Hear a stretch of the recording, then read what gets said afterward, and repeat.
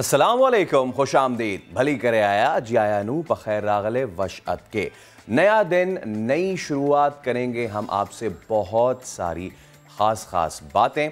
और वो ख़ास बातें क्या होंगी, मेरी को एंकर महक असलम भी हैं मेरे साथ।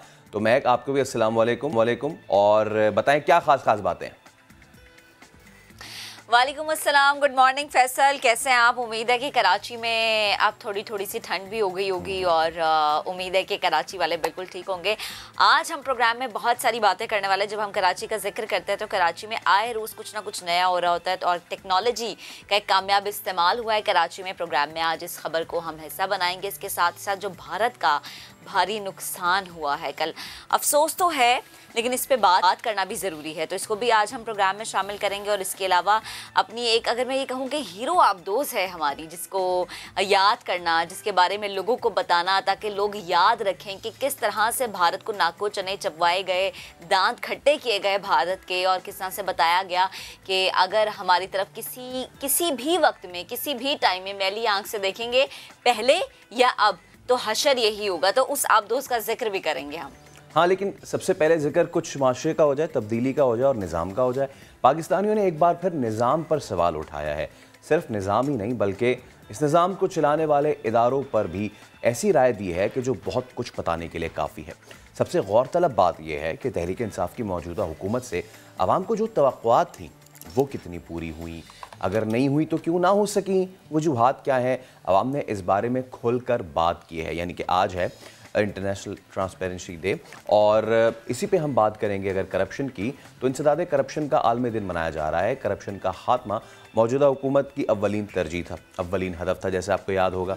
और वज़ीर आज़म इमरान खान एक नहीं कई मरतबा दो टोक कह चुके कि जब तक करप्शन का खात्मा नहीं होगा तब तक पाकिस्तान की तरक्की का सफ़र जो है ना वो शुरू नहीं हो सकता। अब आखिर पाकिस्तान में करप्शन करता कौन है, बल्कि ये कहना चाहिए कौन कौन है, इसकी शुरुआत कैसे होती है, इसे परवान कौन कौन चढ़ाता है और सबसे ज़्यादा करप्शन है कहाँ। इस बात को जानने के लिए मैं ट्रांसपेरेंसी इंटरनेशनल ने सर्वे कराया तो पता चला कि पाकिस्तानियों की अक्सरियत के ख्याल में महकमा पुलिस जो है वो सबसे करप्ट तरीन इदारा है। आगे अब आप बता दें। बिल्कुल। और फैसल, जब हम बात करते हैं ना पुलिस की, तो हम कभी कभी ये सोचते हैं कि हमारे तो मुहाफिज हैं, लेकिन जो ये रिपोर्ट सामने है ना, इसके बाद अब ये कहने पे हम मजबूर हो गए हैं कि भैया ये जो मुहाफिज हैं, ये मुहाफिज क्या कर रहे हैं। करप्शन में सबसे आगे इसलिए नज़र आ रहे हैं क्योंकि इनकी जेबें गर्म की जाती है। और ये हमारा पर्सनल एक्सपीरियंस फैसल रह चुका होगा कि हम रोड्स पर ये देखते हैं कि अच्छा थोड़ी सी रिश्वत दे दो, थोड़ी सी जेबें गर्म कर दो, छोड़ देंगे, अगर आपके पास लाइसेंस नहीं है माफ़ कर देंगे, जाने देंगे। तो ये जो जेबें गर्म करने वाला सिस्टम है ना, इसने हमारे सिस्टम को किसी ना किसी हद तक बल्कि मैं कहूँगी काफ़ी हद तक नुकसान पहुंचाया। तो इस तमाम तर मामले पर बात करने के लिए अदनान आदिल साहब हमें स्टूडियोज में ज्वाइन कर चुके हैं। अस्सलाम वालेकुम, गुड मॉर्निंग अदनान साहब, कैसे हैं आप? गुड मॉर्निंग जी। सर, सबसे पहले तो ये पुलिस के हवाले से बात कर लेते हैं, क्या हो रहा है। ये तो आवाम के मुहाफिज हैं और जैसे कि फैसल भी जिक्र कर रहे हैं, तो ये करप्शन की जो शुरुआत होती है वो कहते हैं ना कहीं अंदर से ही होती है और फिर ये अंदर से होती इतनी मजबूत हो जाती है कि पूरे निज़ाम को दरहम बरहम कर देती है। देखिए, बात यह है कि बद से बदनाम बुरा। पुलिस से चूंकि लोगों का वास्ता बहुत पड़ता है तो ज़्यादा लोगों का परसेप्शन है कि पुलिस जो है वो करप्शन करती है। मेरा ख्याल है कि करप्शन के साथ पुलिस जो है जुल्म भी करती है। करप्शन तो पाकिस्तान के हर महकमे में है और सरकारी महकमों में भी है और प्राइवेट जगहों पे भी है। आप देखिए, मिलावट है, ज़ख़ीरा अंदोज़ी है, जो तिजारत होती है, अंडर इन्वाइसिंग है, ओवर इन्वाइसिंग है, टैक्स चोरी है। तो ये भी तो करप्शन है ना कि जितना टैक्स हुकूमत को मिलता है उससे उतना ही टैक्स तकरीबन जो है वो चोरी कर लिया जाता है और उससे कुछ ऐसी रकम जो है उसका कुछ हिस्सा वो FBI जो टैक्स कलेक्शन अथॉरिटी है उसके अफसरों की जेबों में चली जाती है। तो करप्शन से तो कोई पाकिस्तान का महकमा जो है, सरकारी महकमा हो या निजी शोबा हो, वो पाक नहीं है। जो लोग ओवर प्राइसिंग कर रहे हैं, आप देखें गंदम की शॉर्टेज हो जाती है, आटे की शॉर्टेज कर देते हैं, चीनी की शॉर्टेज कर देते हैं, उसे महंगा बेचते हैं और स्मगलिंग हो रही है। तो ये एक बड़ा ऐसा इशू है पाकिस्तान में जिसने हमारे ज़िंदगी के हर शोबे को मुतासर किया है। बिल्कुल। और ये हमारी भूख जो है ना वो हड्डियों में रच बस गई है। करप्शन जो है वो हमने एक लाइफस्टाइल बना लिया है। हमारा जो मुल्क है उसमें लालच, लोगों की और दौलत की हवस इतनी बढ़ गई है कि अब लोग इसको बुरा नहीं समझते। अच्छा अदनान साहब, बड़ा मसला ये है। बिल्कुल, ये आपने बड़ी इंपॉर्टेंट बात उठाई। जाहिर सी बात है, ये इदारे कहाँ से बनते हैं? अमेरिका बरतानिया से तो लोग नहीं आते ना। यहीं से आते हैं। तो जब यहाँ के लोगों के स्टाइल स्टेटमेंट में ये चीज़ आ जाए तो यहीं के लोग फिर इदारे भी बनाते हैं। हमने एक तो बात की जो नंबर 1 पे है इस वक्त करप्शन में, वो पुलिस डिपार्टमेंट है।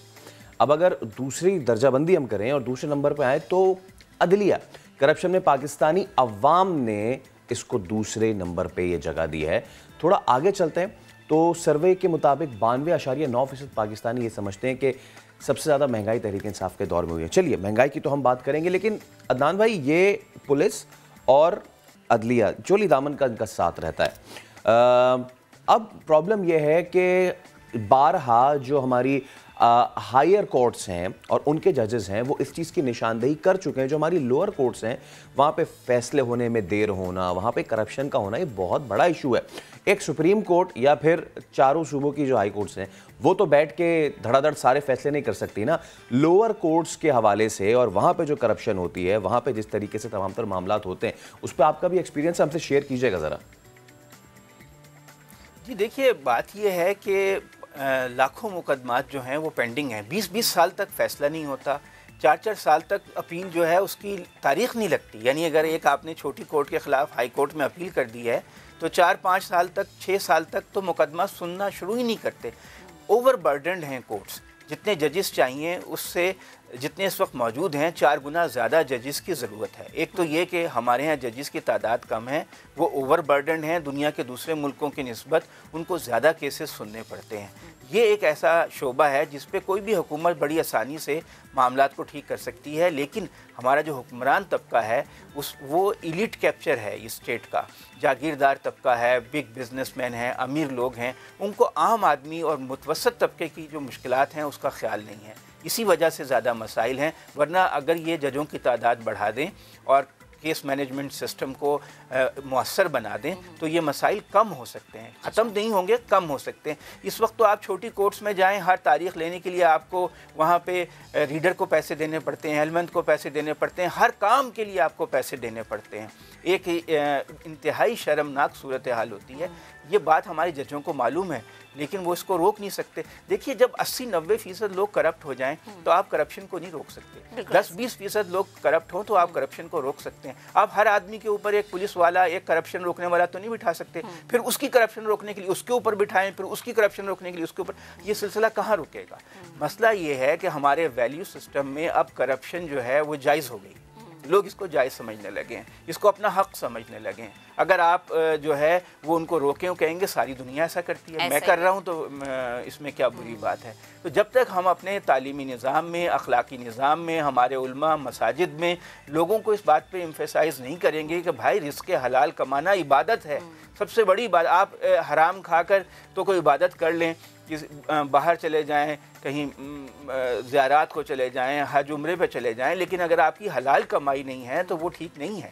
इसके ऊपर हमें ज़ोर देना पड़ेगा। और ये जो एक दौड़ लग गई है कि बड़ी गाड़ी हो, बड़ी कार हो, बड़ा बंगला हो, एक लग्जूरियस लाइफस्टाइल हो, इसने भी लोगों को करप्शन की तरफ माइल किया है। क्योंकि सादा तर्ज़ ज़िंदगी में आपको ज़्यादा पैसों की ज़रूरत नहीं होती, लेकिन जब आप एक लग्जूरियस लाइफस्टाइल इख्तियार करना चाहते हैं तो फिर आप बहुत ज़्यादा पैसे आपको चाहिए होते हैं। ये आपने एक और बड़ी अच्छी बात की है, क़ज़ा कलामी की बहुत माज़रत, लेकिन वो क्योंकि एक हालिया दिनों में महक, आपको याद भी होगा कि एक हुकूमती रुकन थी, उन्होंने ये क्लेम किया था कि ये करप्शन क्यों होती है। उन्होंने कहा था ये बीवियों की डिमांड की वजह से होती है। डिमांडें उनकी इतनी होती हैं, वो बेचारे उनको करप्शन, ये और ये मैं नहीं कह रहा हूँ। ये आप ऐसा कह रहे हैं कि आप नहीं, ये मुझे लगता है कि करप्शन इसलिए होती है, जैसे ये तो खैर एक है कि बीवियों की डिमांड अलग साइड पे है ना, मतलब है ना। तो मैं चाहूंगा कि इस पे एक्सपर्ट राय जो है वो महक असलम दे दें। क्योंकि फैसल होता है मैं बहुत डिमांड करती हूँ अपने मियाँ से, इसलिए मेरा ख्याल है अगर कोई मियाँ जो है वो खुद ईमानदार है तो वो बीवी की डिमांड को रेजिस्ट करेगा, मुज़ामत करेगा और समझाएगा। और अदनान भाई प्यार से, और अदनान भाई ये जो आपने बात की है ना, ख्वाहिशात हैं उसको कम कर सकते हैं। और ऐसा बंदा एग्जिस्ट ही नहीं करता, आगे चले, अच्छा सलूक करें। और वो बंदा रेजिस्ट नहीं करता जो आगे वाइफ को रेजिस्ट करे। सर आगे बढ़ते, महक प्लीज आप बताएं। बिल्कुल। अदनान साहब, जैसे हम ये कह रहे हैं ना कि जैसे पाकिस्तान तहरीक इंसाफ की गवर्नमेंट आई, जब आई तो मंशूर ये था कि करप्शन का खात्मा होगा, महंगाई को कम करेंगे, लेकिन अब ये सर्वे ये बता रहा है कि अवाम शायद नाला हो चुके हैं हुकूमती कारकर्दगी से। आपने खुद जिक्र किया कि एक छोटे लेवल से लेके हम कारपेंटर को ले लें, हम किसी बाइक वाले को ले लें, किसी भी, इवन अगर हम ये देखें ना किसी रेफ्रिजरेटर सही करने वाले को लें तो वो भी कोई ना कोई करप्शन करता जरूर है। यानी छोटे लेवल से बड़े लेवल तक हर जगह करप्शन हो रही है। तो इसमें गवर्नमेंट का किरदार आप कहाँ देखते हैं कि हुकूमती किरदार कहाँ है? देखिए, जब एक चीज़ इतनी ज़्यादा बढ़ जाए तो फिर उसको रोकना तो बहुत मुश्किल है। हुकूमत क्या करेगी कि दायरा नैब बना दिया है, वो कुछ लोगों को पकड़ सकती है, कुछ को नहीं पकड़ सकती, फिर वो उनके अंदर भी जो लोग हैं वो भी करप्शन में मुलव्विस हो जाते हैं। आप किसी नैब के तफ्तीशी अफसर को पैसे खिला दें, सिंपल फार्मूला है, आपने 1 करोड़ रुपए बनाया है, 10 लाख रुपए आप किसी तफ्तीशी अफसर को, इन्वेस्टिगेटिव एजेंसी के बंदे को खिला दें और 10 लाख का वकील अच्छा कर लें तो आप छूट जाएंगे। वो इतने टेक्निकल उसमें से नुकात निकालेगा आपके केस जो आपके खिलाफ बनेगा कि अदालत से आपको छुड़ा कर ले जाएगा। हमारा कानूनी निज़ाम भी ऐसा है कि टेक्निकल बुनियादों पे आप छुट जाते हैं। इसी अगर आप अच्छा वकील कर सकते हैं, आपने जो हराम का माल बनाया हुआ है उसका कुछ पोर्शन आप वकीलों के लिए रख दें, कुछ पोर्शन आप इन्वेस्टिगेटिव एजेंसी के लोगों के लिए रख दें, तो आपको कोई पकड़ ही नहीं सकता। आप देख नहीं रहे, लोग अरबपति खरबपति हैं, उनके बंगले हैं, उनकी दुबई में जायदादें हैं, लंदन में जायदादें हैं, पूरी दुनिया में वो पैसे, पाकिस्तान में वो एक बहुत ही अपनी आमदन से ज़्यादा असासे उनके पास हैं, लेकिन उनको कोई पकड़ ही नहीं सकता, कोई उन पर केस साबित ही नहीं कर सकता। इस हुकूमत उसमें क्या करे? जो कानून है, आप कानून नाफिज करने वाले खुद करप्ट हो जाते हैं। कोई जज, अब अगर जज ही पैसे लेके उसको छोड़ दे तो हुकूमत इसमें क्या कर सकती है? अच्छा अदनान भाई, ये जो है ना, हाँ, ये जो हमने जिक्र किया है अभी, खास तौर पे रीजंस पे तो हम आएंगे क्योंकि रीजंस पे भी आवाम ने अपने परसेप्शन का इज़हार किया कि क्यों होती है। बट द थिंग इज कि ये जो पहले और दूसरे नंबर की दर्जाबंदी हुई है, जो आवाम की राय है, पहले नंबर पे पुलिस, दूसरे नंबर पे अदलिया, जो ये करप्शन उन्होंने बताया, ये इनका चोली दामन का साथ है।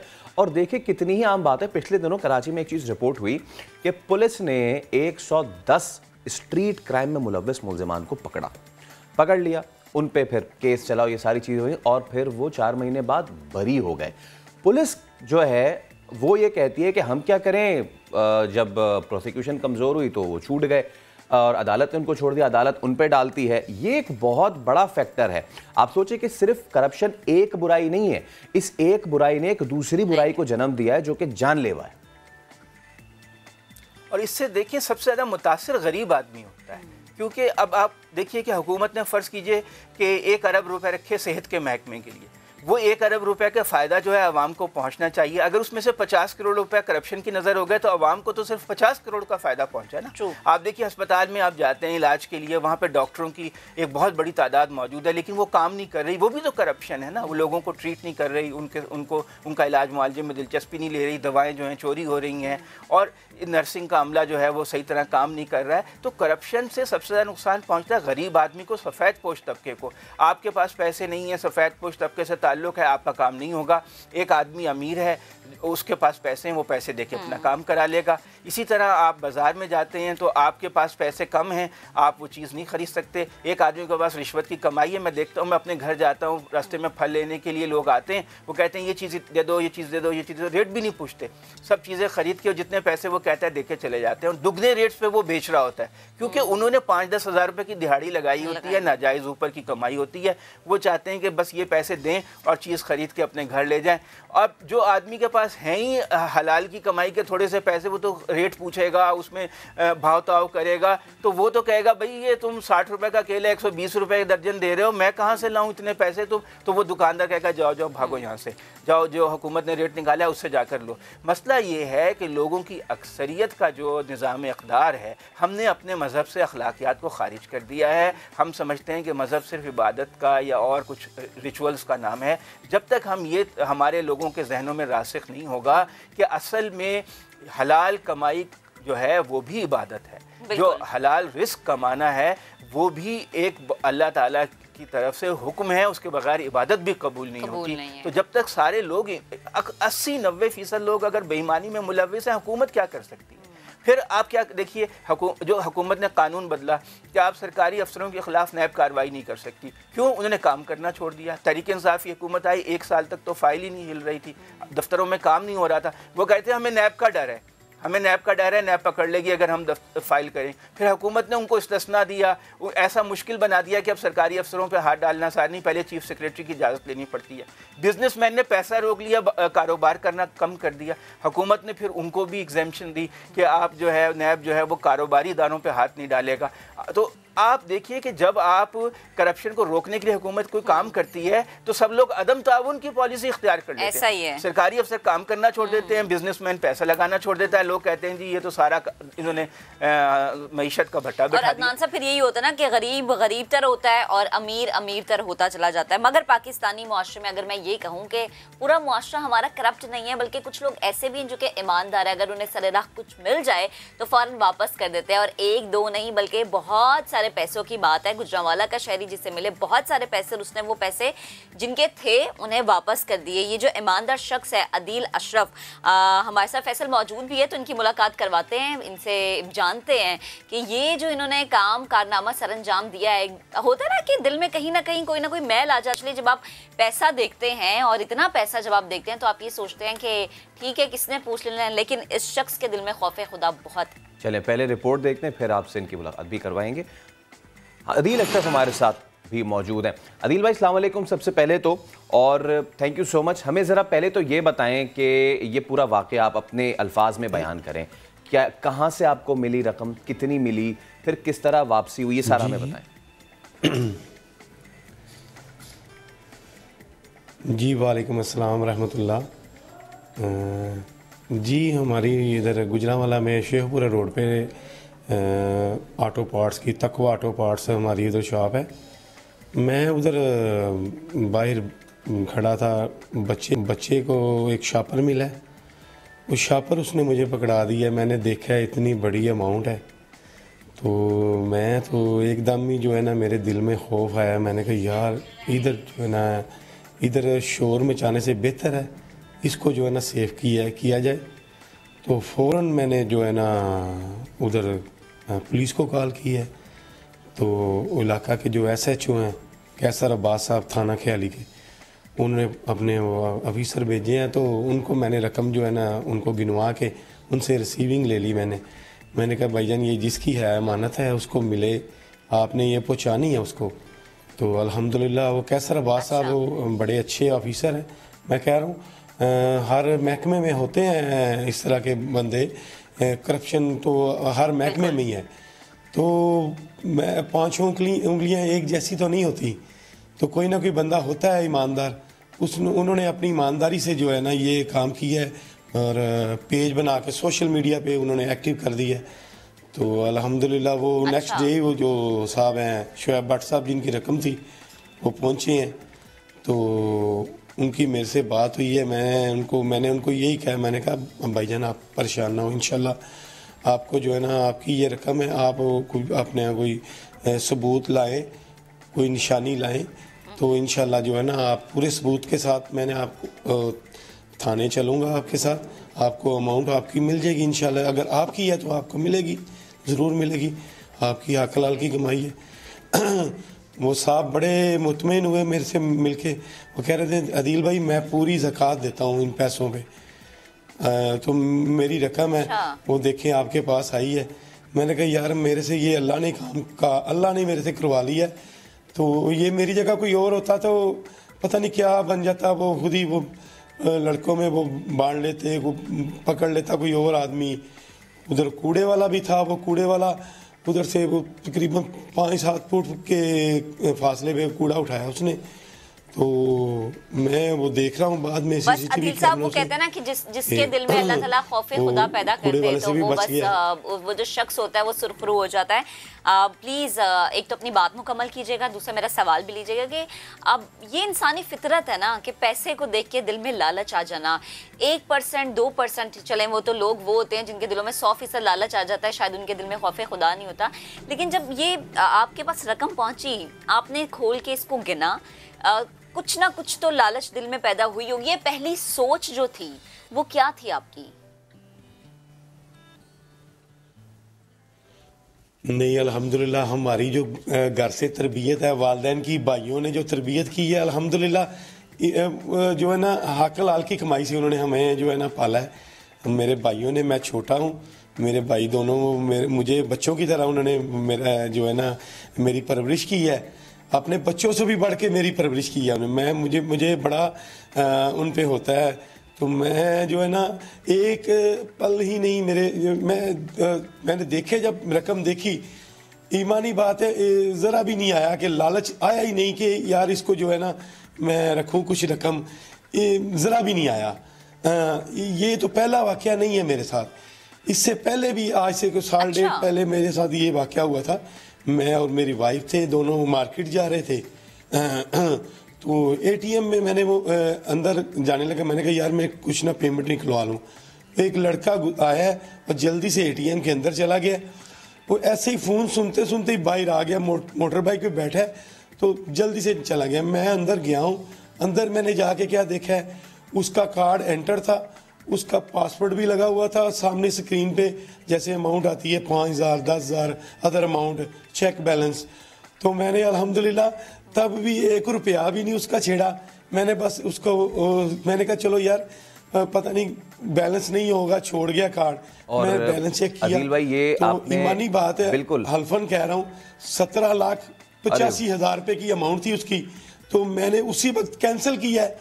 तो मैंने कहा यार ये अल्लाह ने खौफ डाला है, अल्लाह पाक ने उस वक्त भी साबित कदम रखा है, तो जो है ना इस तरह की हरकत नहीं की। बेशक तो बहुत अब ये दुनिया का माल है, इधर ही रह जाना है। बिल्कुल बिल्कुल। और ये कहते हैं ना कि एक तो जाहिर सी बात है दिल में खौफ खुदा भी होता है, फिर किसी और की रकम, ये भी जहन में बात होती है कल को अगर मेरे साथ ये हो तो फिर क्या हो सकता है। और तीसरी बात ये कि आपने तरबियत वाली बात की, तीनों चीज़ें बड़ी अहम है। बहुत शुक्रिया अदील भाई, बहुत शुक्रिया आपका। और हम उम्मीद है हमारे माशरे में जहाँ हम हर सू देखते हैं कि बुराई और मनफी चीज़ें हैं, वहीं अदील अशरफ जैसे लोग इस बात की गवाजी करते हैं कि अभी कुछ रोशनी इस माशरे में बाकी है। लेकिन अब ज़रा आगे बढ़ते हैं, कराची की बात करते हैं और यहाँ के तलपट निज़ाम की बात करते हैं। माशी आसूदगी के लिए पूरे मुल्क से लोग कराची आते हैं, रोज़गार कमाने के लिए आते हैं, लेकिन होता है यहाँ पे क्या है, हर कोई तो जानता है ये, कराची में कानून नाफिज करने वाले इदारों से वाबस्ता लोगों को ही ले लें जिनकी लाकानूनियत बढ़ती जा रही है। आपको सरफराज याद होगा, नकीब याद होगा और अब अरसलान, तीनों के साथ एक ही सलूक हुआ। सरकारी असलहे से उगलती आग ने तीनों की जिंदगियों का चिराग गुल किया। अरसलान करना क्या चाहता था? फौज में शामिल होकर मुल्क की खिदमत करना चाहता था, लेकिन पुलिस एहलकार ने औरंगी की सड़कों पर उसे खून से नहला दिया। इंटरमीडिएट का तालिब इल्म अरसलान, इसके कत्ल की तहकीकात तो जारी हैं। फायरिंग के वक्त अरसलान के मौजूद उसके दोस्त का कहना था कि पुलिस एहलकार मोटरसाइकिल छीनना चाहता था। सबसे पहले इस पे हमारे नुमाइंदे हैं Ahmed Rahman Khan, chief crime reporter, उन्होंने एक रिपोर्ट तैयार की है, वो देखिए, फिर अहमद से ही हम बात करेंगे।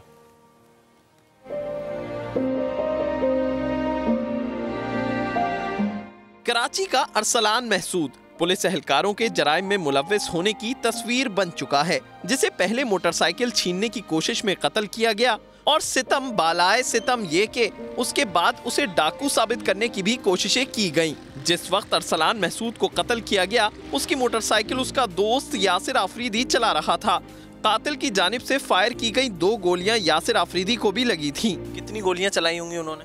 उन लोगों ने एक मैगजीन खाली किया, दूसरा जैसे ही चढ़ा मैं भाग निकला वहाँ से। अच्छा, पुलिस की जानिब से ये भी बोला गया था पहले ही कि ये मुकाबला हुआ है और आप लोगों ने भी फायरिंग की है, तो कोई असला होता था आप लोगों के पास? नहीं था, हमारे पास कुछ नहीं था।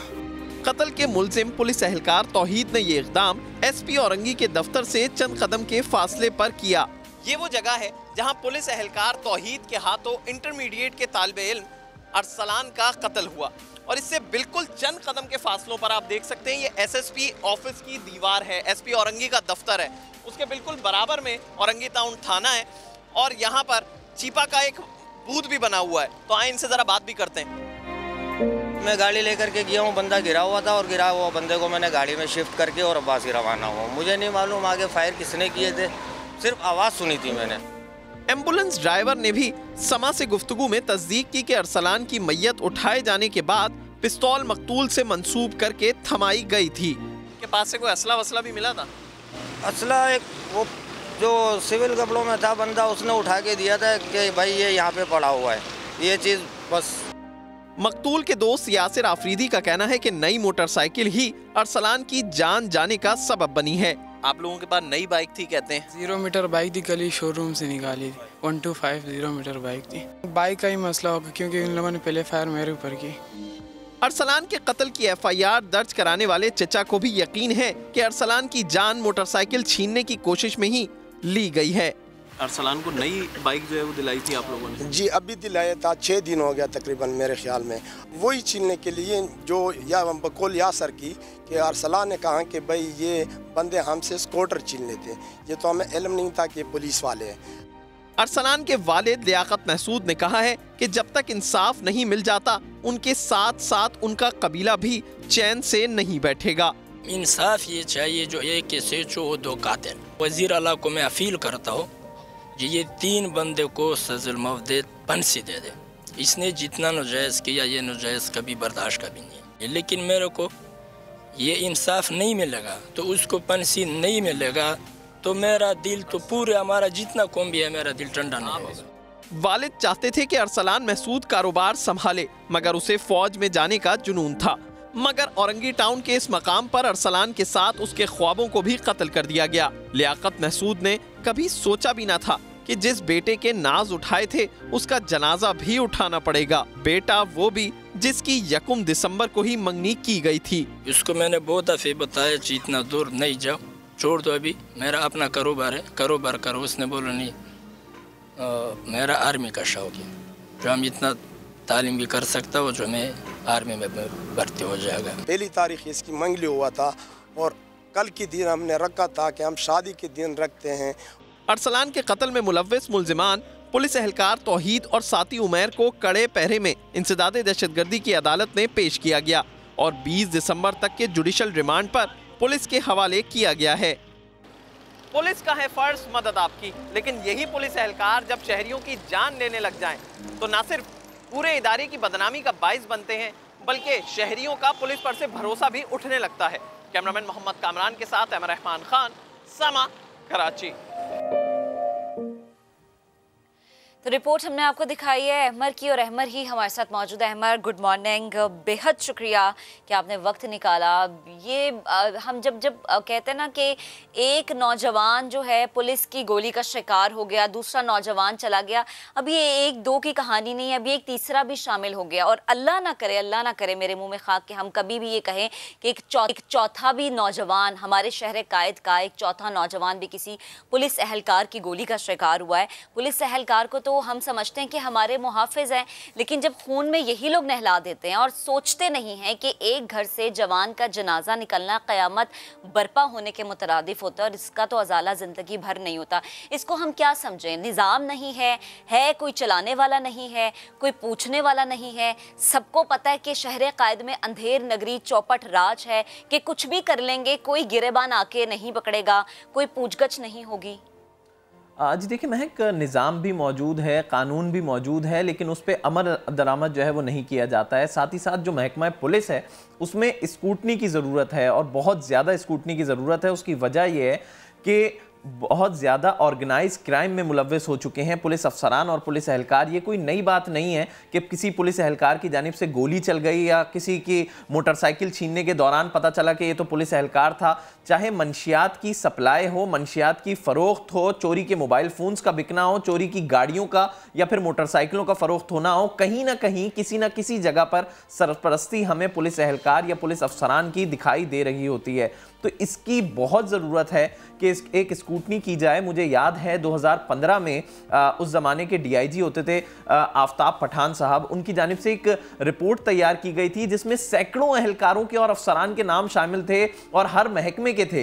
यानी कि उसमें ट्रैफिक पुलिस एहलकार भी थे, उसमें जो है वो CIA के एहलकार भी थे, उसमें CPD के भी एहलकार थे। मैंने अपने पास ये सारे सफ़ात जो हैं ये खोले हुए हैं, तकरीबन 14 सफ़ात हैं मेरे पास जिसकी रिपोर्ट आफ्ताब पठान की जो आप बात कर रहे हैं ये 80 से ज़्यादा सफ़ात पर मुश्तमिल बताएं। इसमें नाम, वहाँ के थाने, उनके रैंक, उन्होंने क्या कुछ किया है, सब कुछ है। चलिए, रिपोर्ट ये तक लिखा है कि वो कहाँ से पैसे वसूल करते हैं। अच्छा, रिपोर्ट तो बन गई, 2015 की रिपोर्ट है, फिर बस उसके बाद एक कमेटी बनी, उन्होंने इन पुलिस एहलकारों को जो है वो अपने सामने पेश किया और उनसे एक रवायती सी तहकीकात की और उसके बाद उनको क्लीन चिट दे दी। और यही अफसरान, यही एहलकार आज भी ड्यूटी दे रहे हैं। सिर्फ ये नहीं है, इसी साल की एक और रिपोर्ट सामने आई जिसमें 100 से ज्यादा एहलकार ऐसे सामने आए, उन पे एक स्पेशल ब्रांच ने रिपोर्ट बनाई कि जी वो मंशियात की सप्लाई शहर में करते हैं और मंशियात फरोख्त करते हैं। 360 के करीब मंशियात के ऐसे अड्डे थे जिनकी सरपरस्ती पुलिस एहलकार कर रहे थे, जो कि सेंट्रल में, यानी कि north Karachi, new Karachi, federal B area, Liaquatabad, ये सेंट्रल का इलाका आता है, उसमें सबसे ज्यादा ये अड्डे चल रहे थे मंशियात के। वो रिपोर्ट आने के बाद भी रिवायती सी तहकीकात की गई, कोई 8-10 एहलकारों को जो है वो उनको सजा दी गई, उनको मुअत्तल किया गया और उस रिपोर्ट को भी जो है वो सर्दखाने की नजर कर दिया गया। वो जो हम सुनते हैं कि जी ये जो छूट के आ गए वापस, ये जो हम सुनते हैं कि ये गुटखा और पान पाबंदी हुकूमत कह रही है, सुप्रीम कोर्ट कह रही है पाबंदी पाबंदी, लेकिन फिर भी ये चीज़ चल रही है। आपने मनशियात का जिक्र कर दिया। अगर कराची के लोग ये सोच रहे हैं कि इतनी पाबंदियाँ और ये सब कुछ है फिर भी चल रहा है, तो क्यों है? वो आपने अभी सुन लिया कि जो पुलिस एहलकार इसमें मुलव्विस थे उनकी सिर्फ हल्की फुल्की हाँ भाई क्यों किया वाली चीज़ हुई और उसके बाद अब वो दोबारा जो है सिस्टम में आ चुके हैं। तो अमर, ये जो बार है, ये जो जिम्मेदारी है, ये सिर्फ इनके कंधों पे क्यों डालें? ये तो कर रहे हैं, इनसे जो करवा रहे हैं, और जब ये पकड़े जाते हैं जो उनको छुड़वा रहे हैं, ये जिम्मेदारी तो उनकी भी है ना। आफ्ताब पठान की रिपोर्ट में उनका नाम नहीं है, बड़ों का नाम भी मौजूद है, लेकिन उसकी बात यह है कि कोई तहकीकात आगे नहीं हुई, वो आगे उस पर कोई पुटअप ही नहीं किया गया, उसको सर्द खाने की नज़र कर दिया, उन्होंने उसको साइड में रख दिया कि जी इस पर अगर तहकीकात करेंगे तो बड़े बड़े अफसरान के नाम सामने आएंगे, इसलिए इसको छेड़ने की ज़रूरत ही नहीं है। सिर्फ ये कोई पहला वाकया नहीं है। बोर्ड बेसन पुलिस ने, अभी हम 19 जुलाई की बात करते हैं, 6 पुलिस एहलकारों को जो कि CIA जामशोरों के थे उनको गिरफ्तार किया। उनकी मोबाइल से 50 किलो से जायद की मंशियात बरामद हुई और वो वहां से मंशियात सप्लाई किया करते थे, यानी कि क्लिफ्टन और डिफेंस के एरियाज में वो मंशियात फरोख्त कर रहे थे। इस तरह के बेशुमार वाकयात हैं। इसी तरह जो हमने अभी जिक्र भी किया एक रिपोर्ट का, फिर 2018 में DIG CTD होते थे साकिब इस्माइल, उनकी जानिब से एक रिपोर्ट बनाई गई जिसमें उन्होंने DSP जाहिद हुसैन का जिक्र किया, जो अभी भी शहर में पोस्टेड है। उन्होंने ये बताया कि ये शख्स बुकीज से राब्ते में है, इसके टेलीफोन कॉल्स जो हैं वो राब्ते जाहिर हुए हैं टेलीफोन कॉल से, CDR रिकॉर्ड से, कि ये मंशियात के बुकीज से और जो लोग इनलीगल स्मगलिंग करते हैं ईरानी तेल की, उनसे ये मुलव्विस हैं। उसके बावजूद वो अभी तक तैनात हैं। वो रिपोर्ट मंजर आम पर आई, उस पर तहकीकात हुई और उसके बाद कुछ भी नहीं, मतलब उन अफसरान के खिलाफ जो है वो कोई खातिर खा कार्रवाई जो है वो नहीं आती। इसी तरह शॉर्ट टर्म किडनैपिंग की अगर हम बात करें तो उसमें पुलिस एहलकारों के मुलव्विस होने के बहुत ज़्यादा चीज़ें सामने आती हैं। आए दिन हम ये वाक़यात सुनते हैं। टीपू सुल्तान पुलिस ने अब से कुछ दिनों पहले 2 पुलिस एहलकार ऐसे गिरफ्तार किए थे जो कि शॉर्ट टर्म किडनैपिंग में मुलव्विस थे। वो गिरफ्तार हुए हैं, अब उनकी तहकीकात भी वही पुलिस एहलकार करेंगे, जाहिर सी बात है। तो लेकिन वही बात है ना, तहकीकात होती है और फिर तहकीकात के बाद हम देखते हैं कि यही वो एहलकार होते हैं जो कि हमें दोबारा से भी नजर आते हैं। तो बेहद शुक्रिया, आप हमारे साथ मौजूद थे, गुफ्तगू कर रहे थे। और तो फील्ड में होते हैं ना, तो आपको ज़्यादा आइडिया होता है कि अच्छा कहाँ पर कितनी करप्शन है, और जब पुलिस एहलकार खुद इन कामों में मुलव्विस हो जाएं तो फिर अवाम किसकी जानिब देखें, क्योंकि इनके सरों पे भी किसी ना किसी का हाथ होता है। अभी एक ब्रेक लेंगे, ब्रेक के बाद वापस हाजिर होंगे, हमारे साथ रहिए।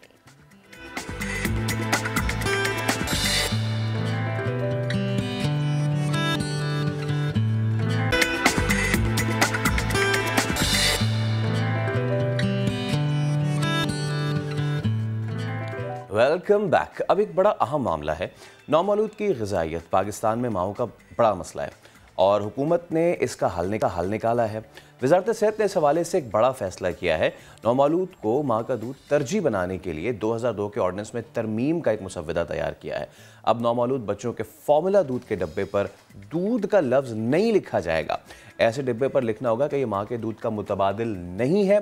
साथ ही डिब्बे पर लिख कर नौमौलूद के लिए माँ के दूध की 2 साल तक अहमियत भी बताना लाजिम होगी। फॉर्मूला दूध को सिर्फ डॉक्टर की तजवीज़ से मशरूत करना भी इस ड्राफ्ट का हिस्सा है, जबकि फॉर्मूला मिल्क की दस्तयाबी सिर्फ फार्मेसीज तक महदूद करने की तजवीज़ भी ज़ेर गौर है। अब दूध के डब्बे पर ऐसी कोई तस्वीर भी नहीं लगेगी जो 6 माह तक के बच्चे को मुतबादिल दूध की तरगीब दे। लेबल पर यह लिखना भी लाजिम होगा कि ये हलाल है। डब्बे के दूध की मार्केटिंग नुमाइंदों के हेल्थ केयर सेंटर्स में दाखिले पर पाबंदी की तजवीज़ भी दी गई है। तो इस सब पे हम बात करेंगे। आज हमारे साथ मौजूद है डॉक्टर अनोखी खानम, जो कि pediatric pediatrics and director maternal and child health IRD Pakistan है। Doctor Anokhi Khanum, thank you so much for your time. It's always lovely to have you in our set. मुझे ये बताइए कि ऑब्वियसली माओ को और जिनके यहाँ डिलीवरी हो रही थी उनके पास तो ये इन्फॉर्मेशन और नॉलेज होती है, बट इसको as a step, as a legal step कैसे आप देखती हैं? तो राइट नाउ अगर आपको पता है कि अभी भी डिस्पाइट डिफरेंट स्टोरीज निकल आ रहे हैं कि फॉर्मूला दूध बुरा है, माँ का दूध बेहतर है, एक्सेट्रा, चंद एरियाज़ में फॉर्मूला दूध पुश हो रही है, ठीक है। पाकिस्तान में हमारे पास एक मैसिव इशू है जो स्पेशली लो इनकम ग्रुप्स में, जो उन माँ को नहीं पता होता है कि माँ का दूध सबसे बेहतर है, ठीक है। वो सोचते हैं कोई बात नहीं, हम फॉर्मूला दे देंगे और फिर हम काम पर वापस आएंगे। और फिर क्या हो रहा है हमारे सोसाइटी में, हमारे बच्चे जो माल नरिश्ड है, स्टंटेड है, सही से अनीमिक है, सही से ग्रो नहीं कर रहे हैं, ठीक है। और फिर डायरिया एक बहुत बड़ी चीज़ है। और जब लोग जो कोई है जो अनपढ़ है ना, जब वो फॉर्मूला बना रहे हैं, उनको पता नहीं कितना पानी, कितना फॉर्मूला, उसको पता नहीं पानी उबालना चाहिए, पानी भी बहुत ख़राब होती है, उसके अंदर जरासीम होती है, इनफ फॉर्मूला नहीं डालते तो बहुत पतला बन जाता है और फिर बच्चे को लिक्विड वॉल्यूम आ जाता है मगर न्यूट्रिशन नहीं आता है, एंड वहाँ पर enough is not being done, ठीक है। हम कह रहे हैं, बार बार कह रहे हैं कि माँ का दूध सबसे बेहतर है, माँ का दूध सबसे बेहतर है।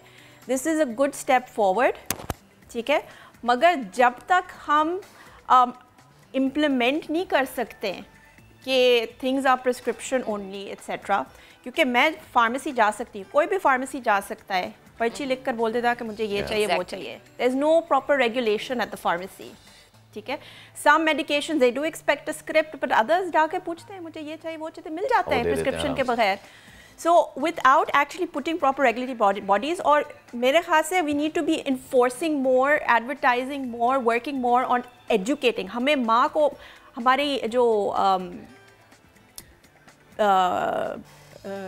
लोग हैं उनको एजुकेट करनी चाहिए, और डॉक्टर्स ख़ास तौर पर एजुकेट और डॉक्टर्स को पुश करनी चाहिए कि माँ का दूध सबसे बेहतर है, ताकि जो माएँ आए ना डॉक्टर के पास, वो खुद ही डॉक्टर को बोलते हैं। अगर डॉक्टर बोलता है, क्योंकि मेरे पास अभी तक कहानीज़ आ रहे हैं, वो गांव से, जो हमारे पास गांव से लोग आते हैं, उनको बताया गया है कि माँ का दूध छोड़ दो, फॉर्मूला पर लगा देना, वो सबसे आसानी है। तो हमें अपनी पॉपुलेशन को इतनी एजुकेट करनी चाहिए। एक और चीज़ भी है, एक तो ये कि आप अपनी बात कंप्लीट कीजिएगा, दूसरा ये कि अब हम ये देखते हैं, तब्दीली शायद ये आ गई है कि कुछ माएँ डॉक्टर्स को जाके खुद ये कहती हैं कि हम ये चाहते हैं कि बच्चों को हम फार्मूला मिल्क पे लगा दें और मदर फीड, कुछ माओं के लिए शायद इसलिए मुश्किल होता है क्योंकि बच्चा जो है हर 15 मिनट के बाद उसको आपको फीड देना है। और फिर हम देखते हैं कि आप अपने मैटरनिटी डेज़ में अगर आपकी नींद नहीं पूरी हो रही है कुछ भी, तो आप एक फीडर बना के रख देते हैं, या आप अपनी मेड को कह दें जी अगर मैं सो रही हूँ या कुछ भी ऐसा है तो आप बच्चे को ये फार्मूला मिल्क दे दें। लेकिन मैं चाहती हूँ कि हमारे इस प्लेटफॉर्म से आप बताएं, जिस तरह से हम पहले भी इस बारे में डिस्कशन करते हैं कि 6 मंथ्स तक आपका जो बेबी है अगर वो मदर फीड पे रहता है तो वो ज़्यादा हेल्दी रहेगा, बजाय इसके कि आप अपनी आसानी के लिए कहें कि आप बच्चे को फार्मूला मिल्क पे लेके आ रहे हैं। हाँ, नहीं, एब्सोल्युटली 6 मंथ तक इट्स वेरी इंपॉर्टेंट। रिसर्च ने भी दिखाया है 6 मंथ तक के मिनिमम 6 मंथ तक आपके बच्चे को सिर्फ माँ का दूध दें। अगर आपके बच्चे हर 15-20 मिनट दूध के लिए पूछ रहा है या रो रहा है तो उसे समथिंग रॉन्ग। बच्चा हर 2 घंटे दूध पीना चाहिए, 2 से 3 घंटे, और फिर जैसे वो बड़ा होता जाता है 3 से 4 घंटे। और अगर ये हर 20-15 मिनट आ रहा है दूध पीने के लिए तो इसका मतलब है कि कुछ प्रॉब्लम है। हो सकता है कि माँ के पास सफिशिएंट दूध नहीं है, या माँ ओवर फीडिंग कर रही है, बच्चे को पैसिफाई कर रही है कि बच्चा रो रहा है तो मैं दूध दे रही हूँ। मेरे पास बच्चे हैं जो माँ को दूध के साथ भी बहुत मोटे हैं, क्योंकि माँ ने सिर्फ हर 15-20 मिनट बच्चे को दूध के साथ पैसिफाई किया है।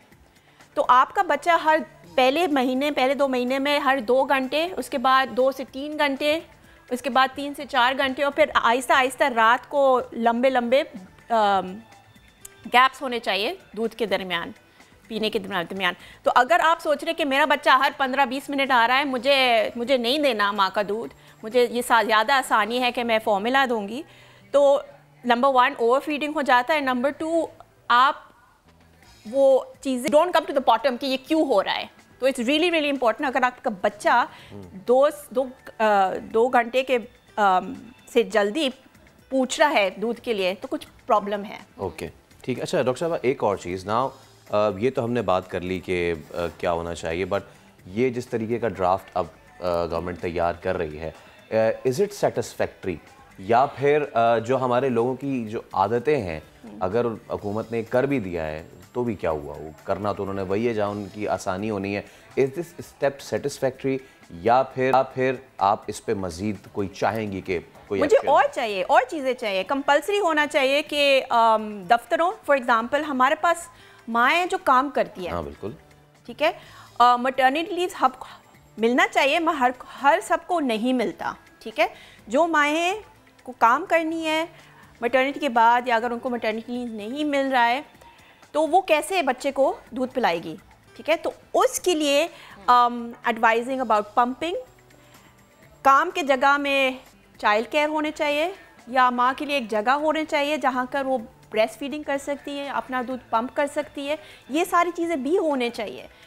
आप नहीं कर सकते कि बस बंद कर रहे फॉर्मूला, प्रिस्क्रिप्शन ओनली बना रहे, मगर आप दूसरे साइड को माँ को हेल्प नहीं कर रहे ताकि वो अपनी ब्रेस्ट मिल्क दे, माँ का दूध दे। तो ये भी करना चाहिए, ये भी इन्फोर्स। और ये भी सोचें, आपको गांव में माएँ होते हैं ना जो सुबह ने बच्चा पैदा किया है, दोपहर में जाकर क्या है वो खेत में काम कर रहे हैं, काम कर रही होती हैं। हाँ, तो उनके लिए क्या होगा, ठीक है। So just limiting the formula is not good enough. आपको दूसरी साइड पर ही देखना है, क्योंकि अभी ये दूसरी प्रॉब्लम भी आएगी कि अगर उनको, मैं नहीं बोल रही कि फॉर्मूला दे, मगर अगर आप ये सब कुछ बंद करेंगे और दूसरी साइड पर कोई हेल्प नहीं देंगे तो ये माएँ ये तो काम करना बंद नहीं करेगी, तो ये बच्चे को क्या देगी। But at least there is one step, ठीक है, there is one step, but मगर दिस इज़ नॉट इनफ। आप दूसरी साइड पर भी करनी है। आपको याद रखना है कि चंद एरियाज में लोग अपने बच्चे को माँ का दूध और फॉर्मूला नहीं पिलाते, ग्रीन टी पिलाते हैं। Oh wow, I mean this is absolute new thing, और ये कितना ही injurious. Thank you so much doctor Anokhi Khanam साहब, आप हमारे साथ मौजूद थी और बड़ी अहम चीज़ है। नाउ द थिंग इज़ कि पहला अगर कदम उठाए तो ये इनफ नहीं है, इसकी एजुकेशन भी बहुत ज़रूरी है ताकि दूर दराज के इलाकों में भी ये आगाही फैलाई जाए। अभी एक ब्रेक ले रहे हैं, ब्रेक के उस पर हाजिर होंगे तो मज़ीद स्टोरीज करेंगे शेयर आपके साथ, इसके लिए रहिए हमारे साथ।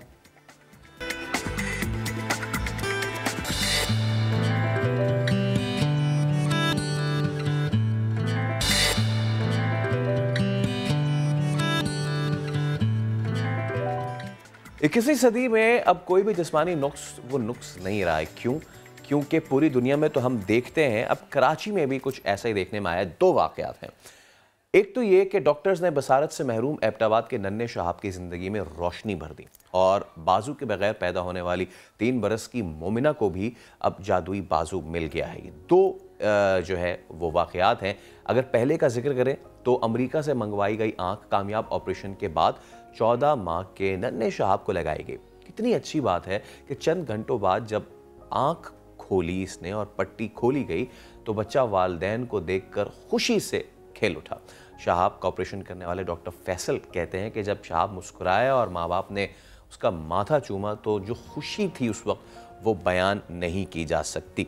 और सिर्फ एक ये केस नहीं है, इसके अलावा जो हमने आपको बताया कि मोमिना जो थी वो कहते हैं कि बेटियां जो होती हैं वो लाडली होती हैं, और 3 साल 4 माह की मोमिना आमिर, उनकी भी कहानी कुछ मुख्तलिफ नहीं है। वो ये कि जब वो पैदा हुई थी तो उनका जो दायां बाजू था वो नहीं था, और अब उनको प्रोस्थेटिक आर्म भी लग गया है। तो 3 बरस की मोमिना है ये, और कहा तो ये जाता है कि एल्सा से जो है ना, ये डिज्नी की कैरेक्टरों से मुतासिर है, लेकिन नहीं, वो एल्सा से भी ज़्यादा खूबसूरत और प्यारी हैं। तो हमारे साथ आज गेस्ट जो मौजूद हैं, हमारे साथ डॉक्टर फैसल हैं कि जिन्होंने शहाब का ऑपरेशन किया। डॉक्टर साहब, thank you so much for your time. Thank you so much. इसके अलावा जो प्रोस्थेटिक आर्म लगाया है उसके उस कंपनी बायोनिक्स, उसके CEO ओवैस कुरैशी हमारे साथ मौजूद हैं, और उनके साथ ही वो नन्ही सी परी मौजूद है हमारे साथ, मोमिना। ओवैस भाई कैसे हैं आप?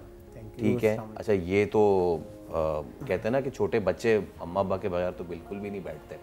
ये तो आपके साथ ऐसे सुकून से बैठी हैं, तो दोस्ती वोस्ती हो गई है इनसे? काफ़ी अच्छी, क्योंकि जब हमने मोमिना के सारे प्रोसीजर्स को स्टार्ट किया था तो हमें काफ़ी लंबे लंबे सेशंस मोमिना के साथ करने होते थे। तो Momina is quite familiar with our team with bionics, तो माशाल्लाह से मोमिना से हमारी काफ़ी अच्छी दोस्ती है। हाँ, और मैं देख भी रहा हूँ मोमिना अस्सलाम वालेकुम, हेलो, कैसी हैं आप? हाँ, ऑब्वियसली मोमिना थोड़ी सी नाराज़ और रूठी रोटी हैं। और कितना खूबसूरत है। अच्छा, मैं गुफ्तगू के आगाज़ से पहले अगर मैं अपने कैमरामैन से गुजारिश करूं कि हम मोमिना का जो आर्म है, क्या उस पर कैन वी जूम और हम दिखा सकते हैं मोमिना का ये जो आर्म है, इसको प्लीज़ दिखा सकें? कितना अच्छा है, इसमें जो है ना नन्हे नन्हे ये ज्वेल्स भी लगे हुए हैं, प्रेशियस डायमंड्स भी लगे हुए हैं, तो मुझे इसके बारे में बताएं ज़रा। ये आर्म कम्प्लीटली मोमिना ने अपने हिसाब से कस्टमाइज़ करवाया। अरे वाह! इवन इसकी थीम, इसके क्रिस्टल्स, यानी ये मोमिना का सेकंड वेरिएंट है जिसके ऊपर इन्होंने काम किया, क्योंकि इन्होंने जब फर्स्ट अपना वेरिएंट लिया था तो she was feeling a bit difficult, तो इन्होंने वो पूरा का पूरा प्रोस्थेटिक बैठ के हमारी टीम के साथ कम्प्लीटली रीडिज़ाइन किया। इवन शी आस्क्ड कि इसके ज्वेल्स जो हैं, इसके crystals, they should not go blue और समथिंग, ये वाइट होने चाहिए, क्योंकि एल्सा है तो वो आइस क्रिस्टल्स और वो वाली चीज़ आनी चाहिए। अच्छा मोमिना, आप थोड़ी सी तो मुझसे बात कर लें। बिल्कुल भी नहीं करेंगे अभी अभी अभी नहीं करेंगे। अच्छा, शो योर लाइट। अच्छा, can you show me your light? Where's the light? Where's the light? And here it is. ओह वाह, ज़बरदस्त, ये इससे पावर आ जाती होगी इसे। ये अच्छा, ये मैं बताऊं आपको कि ये एल्सा कम और हमें आयरन मैन ज़्यादा लग रही है, आयरन वुमन। अच्छा महक, मैं तो इनसे ज़रा बात करने की कोशिश करता हूँ, इनसे ज़रा दोस्ती करने की कोशिश करता हूँ मोमिना से। तब तक ज़रा डॉक्टर फैसल से आप बात करें और इनसे ज़रा शहाब की स्टोरी भी जानें। डॉक्टर फैसल भी जी मैं यही पूछना चाहती थी डॉक्टर फैसल, थैंक्स अगेन कि आपने वक्त निकाला। सुबह के वक्त में थोड़ा मुश्किल होता है उठना। मुझे ये बताएं कि हम जब बात करते हैं शहाब के हवाले से और इस केस की, मुनफरिद मुझे इसलिए लगा बिकॉज एज यू सेड कि किसी भी ऑपरेशन में मैक्सिमम 30 मिनट्स होते हैं, लेकिन इसमें हमें 1 घंटा लगा। एक तो ये कि वजह क्या थी, दूसरा ये कि जब बच्चे पैदा होते हैं उस वक्त अमूमन इस तरह की कोई भी बीमारी डायग्नोज नहीं होती। आपने ये भी कहा कि पैदाइशी तौर पर ये माशाल्लाह बिल्कुल ठीक था, but with the passage of time हमने देखा कि इसकी आंखों की बिनाई जाना शुरू हो गई। तो एक रीज़न ये भी था कि जो हमारे नाज़रीन इस वक्त हमें सुन पा रहे हैं उन्हें पता चले कि खुदा न खास्ता कि 1 मंथ का बच्चा है, 2 मंथ का है, 3 मंथ का है, तो आपने उसको कितना मॉनिटर करना है, और स्पेशली जो ये है आंखों का हो गया, बोलने का हो गया, क्योंकि 3-4 महीने तक तो माँ बाप इस चीज़ की तरफ शायद तवज्जो भी नहीं देते। तो प्लीज़ शहाब के केस पे कमेंट कीजिएगा। जी बहुत बहुत शुक्रिया। जैसा कि आपको मतलब बताया कि शहाब जो है ये हमारे पास at the age of 15 years हमारे पास लाया गया, और इसकी दोनों आँखें जो हैं वो बिल्कुल वाइट यानी ओपेक थी, और जब ये पैदा हुआ था उस वक्त ये सही था। लेटर ऑन जब इसके घर वालों ने जो कॉस्मेटिकली आँखों में काजल या मस्कारा वगैरह लगाते हैं, तो वो इतना डीपली इसकी आँख में लगा दिया था कि जिस चीज़ से वो मस्कारा लगाया जाता है उसने कॉर्निया को जाकर के हिट किया, और दोनों आँखों में फिर उसका इन्फेक्शन हो गया। वो इन्फेक्शन जो है उसने कॉर्निया को बिल्कुल तबाह कर दिया और ख़राब कर दिया, और ये बच्चा जो है अपनी बिनाई से महरूम हो गया। उसके बाद ये हमारे पास लाया गया at the age of 15 months, और हमारी टीम ने इसका मुआयना किया। मुआयना करने के बाद इसमें इसका अल्ट्रासाउंड किया, इसके रेटिना को एसेस किया, और जब रेटिना को एसेस किया तो फिर हमने डिसाइड किया कि इसको ऑपरेट कर देना चाहिए, और जब ये ऑपरेट होगा तो definitely he will able to see, ये दुनिया को देख सकेगा। तो हमारी टीम ने फिर ये डिसाइड किया कि हम इसको ऑपरेशन कर दें। जो मैसेज आपके दूसरे सवाल का ताल्लुक़ है, वो मैसेज मैं कन्वे करना चाहूँगा अपनी आवाम को और अपनी सोसाइटी को, कि वो जो हम काजल लगाते हैं, सुरमा लगाते हैं, और एक ही सलाई से, एक ही जो इंस्ट्रूमेंट होता है उससे सब लोग उसको यूज़ करते हैं, ना उसको वॉश करते हैं, ना एंटीसेप्टिक यूज़ करते हैं, और सब लोग उसको यूज़ कर रहे होते हैं। तो वही इन्फेक्शन जो था वो उस मासूम की आंख में ट्रांसफ़र हुआ, और लेटर ऑन वो बच्चा जो है अपनी बीनाई से महरूम हो गया। और डॉक्टर फैसल आपकी दोस्ती हो गई?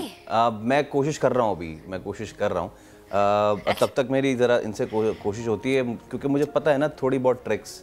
हेलो, देखे आप, मैं हो जाएगी मेरी दोस्ती, आप फिक्र ना करें। अच्छा डॉक्टर फैसल, ये मैं आपसे जानना चाहूँगा, ये आपने बड़ी अहम बात बताई है। ऑब्वियसली हमारे पास ये कितनी ज़बरदस्त आप लोगों ने भी ऑपरेशन सारा किया और ये सारी चीज़, लेकिन ये छोटी छोटी चीज़ें हैं कि जो पेरेंट्स को ध्यान में रखना बड़ा ज़रूरी है। एक तो हमारा कल्चर है, टीका लगा दो उसको, और पता नहीं किस चीज़ का टीका लगा दो, और वो बच्चा बिल्कुल ही अजीब सा बना देते हैं, तावीज़ बना दिए, टीके लगा दिए। वो ये नहीं देख रहे कि भाई जितनी नज़र दुनिया नहीं दिखा रही, आप अपने इन खुद कार तरीक़ों से उसको कितना नुकसान पहुंचा रहे हैं। मैं चाहूँगा कि अब मुझे ज़रा बताएं, ये तो सारा हो गया प्रोसीजर, हमने थोड़ा सा एजुकेट भी किया लोगों को कि खुदा का वास्ता ये ना किया करें। आपके बच्चे की आंखें बहुत खूबसूरत हैं, उसको मज़ीद नशीली और ख़ूबसूरत ना बनाएं। अल्लाह ने जैसा बनाया वो बहुत खूबसूरत है। मैं चाहूँगा कि वो एक्सपीरियंस मेरे साथ ज़रूर शेयर करें। जब बच्चे ने आंखें खोली, अपने वालिदैन को देखा, तो उस वक्त उनके वालिदैन के क्या रिएक्शन थे, बच्चे के क्या रिएक्शन थे, आपको कैसा फील हुआ?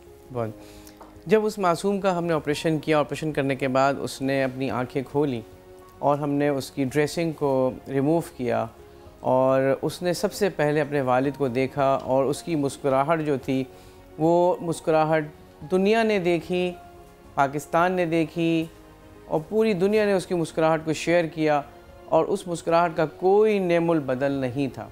और उसके बाप ने उसके माथे को चूमा, और चूमने के बाद उसने कहा कि हमें जो है सारी दुनिया की दौलत एक तरफ और हमारे बेटे की ये मुस्कुराहट एक तरफ। तो उसकी मुस्कुराहट का कोई कंपैरिजन नहीं है, कोई मैच नहीं है, कोई नेमुल बदल नहीं है। आप सारी दुनिया की दौलत उसके बाप के पाँव में पैरों में ला के ढेर कर दें और उससे बोलें कि ये जो मुस्कुराहट है ये हमें दे दे, तो वो इसकी मुस्कुराहट को कभी नहीं देगा। ज़बरदस्त।